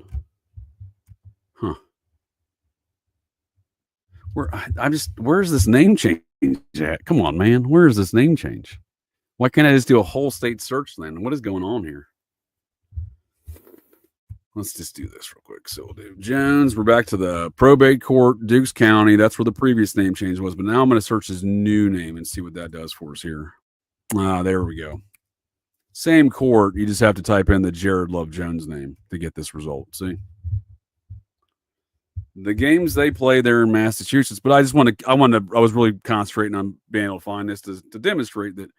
I think I did this same mess on a previous show, to be quite honest with you, having the same troubles, but eventually making it to the end here to show you even when it's difficult to find here in the court records and some of these, the way they have the search functions and availability of searches, we can still find Jared Love Jones here. He did change his name there. And again, that is on the police record from that April 2024, because it was April 2nd, 2024 right here. See? So, where in the hell are these murder charges? So Braintree should be county. That's the only one we haven't looked up yet is Braintree. So Braintree County, this is the 4 attempted. So that's Norfolk County, right? That's Norfolk County. Right, just to verify, so folks track along with me. You folks at home can play at home on your board games at home. Your the home version of tonight's Operation GCD. So we go back to this website, Norfolk County, right? So then we go to Superior Court, right? That's the Superior Court for Plymouth was the criminal charges, not the district, right? We'll do both, but we'll do both. We go Norfolk County, right? We'll do Jared Jones for 200, please. Survey says nothing. Superior Court, Norfolk County, Jared Jones. All right. So we're going to do Jared Ravizza, right? Because this is the 4 teenage girls at the AMC Braintree. Attempted murders, right? So we'll go back to search. We're going to type in this time Ravizza.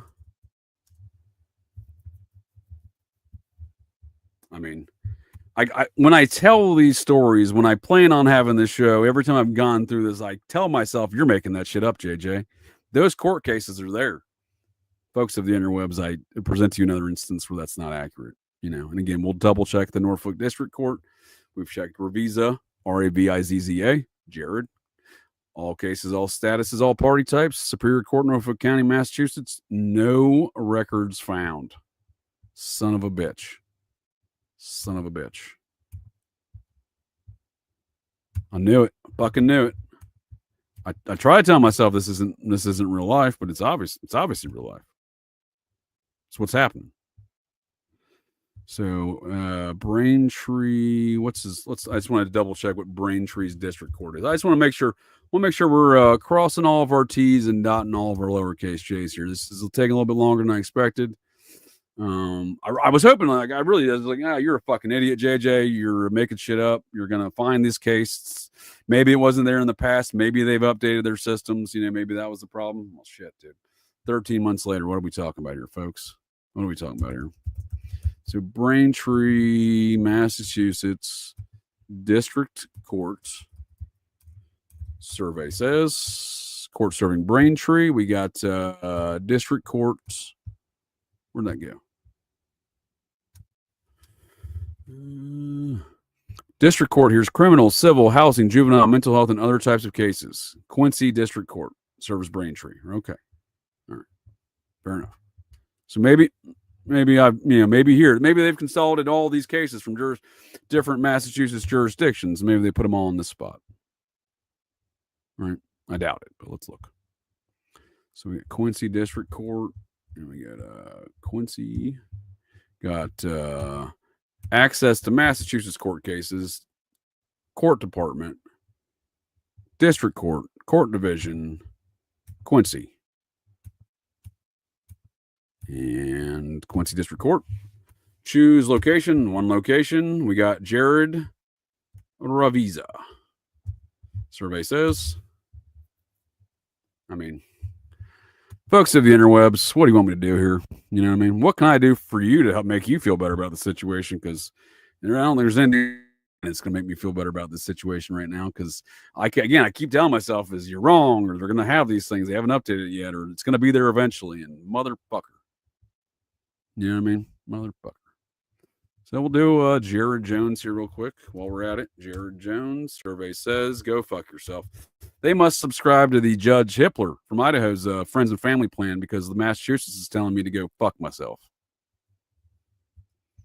And I don't know. I just want to search every fucking court in the state, right? So we'll go District Court.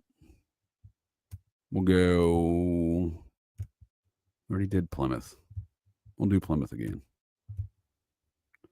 I'm just double searching stuff at this point, folks. Appreciate you joining me here, folks. The interwebs, Operation GCD Sundaze. We're hopefully, I don't know. I'm not even sure at this point. And Plymouth District Court, nada. Not Superior Court, as per the Plymouth press release. We just read that they also handle lower level criminal matters in the District Court. And that's not murder or attempted murder, but we'll check anyway. And it also says nothing. None of it. That's Jared Jones. We'll do Jared Ravizza. Survey says, go fuck yourselves. Jared Ravizza, nothing in the District Court of Plymouth. Well, folks, there it is. There's the journey. There's the tale. There's the legend of Buffalo Jared Ravizza. I don't like it. It's not one that I chose. Well, I like I suppose. Hopefully you all like the tale in a dark comedy sense, I suppose, but I don't like the circumstances. If you're going to arrest a man for murder, here in America, we put that in the court system. It's a public hearing, and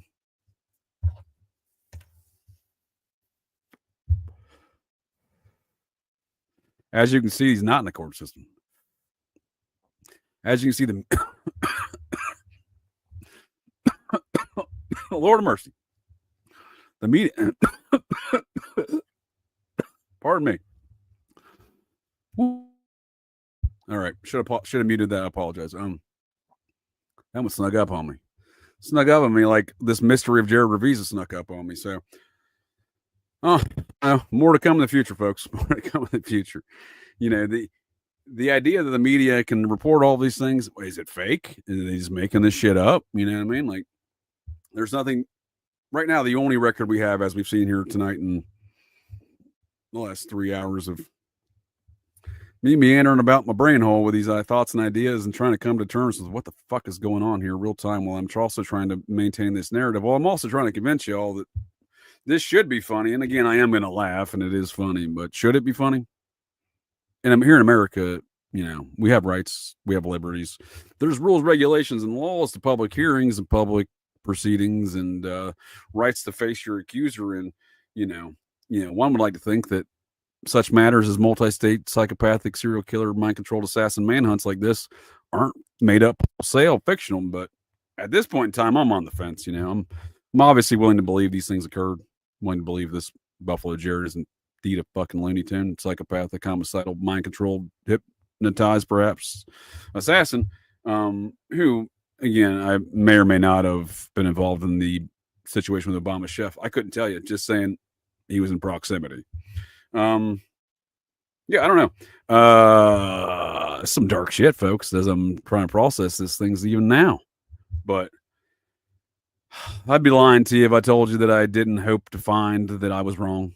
If I didn't hope to find these court cases. If I didn't hope to find some sort of fucking answers here. How is it that we can't find the charging situations at all now and the murders? I don't know. There's no record of this dude in any court in Connecticut. Not by Jared Ravizza, not by Jared Jones. And that was a broad search across all criminal proceedings across the consolidated courts of Connecticut. That ain't the same search we just ran through Massachusetts, where, while it is a consolidated website now, then you have to navigate through the individual districts and whatnot. Great. Shit don't matter because it ain't there once you navigate.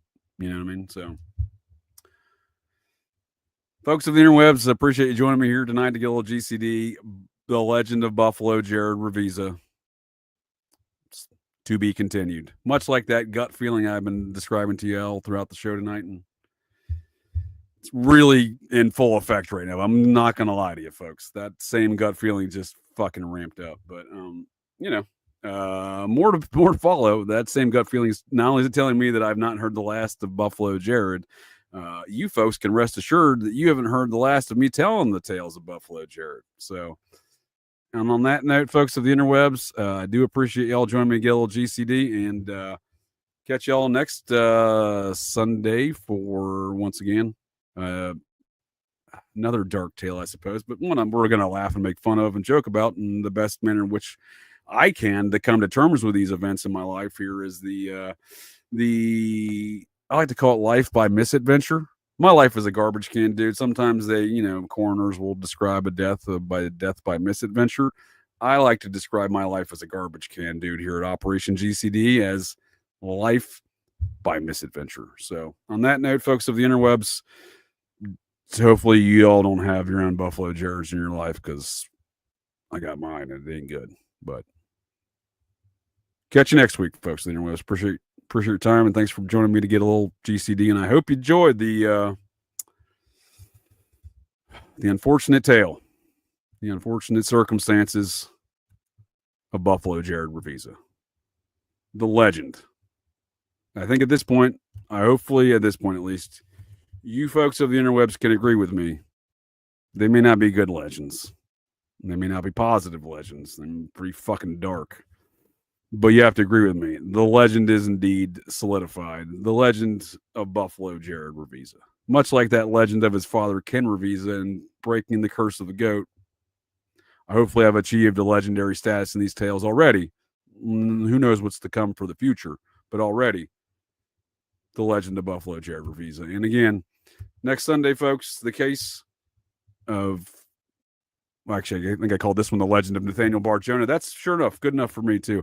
The legend of Nathaniel Bar-Jonah, the kid-diddling, cannibalistic, serial killer, homicidal maniac that I came face to face with, saw pure evil in his eyes and may or may not have been fed a human meat burger at the Central Avenue Hardee's on the late night in the summer of 2000 in Great Falls, Montana. And once again, folks, on that note, catch you next time. Operation GC.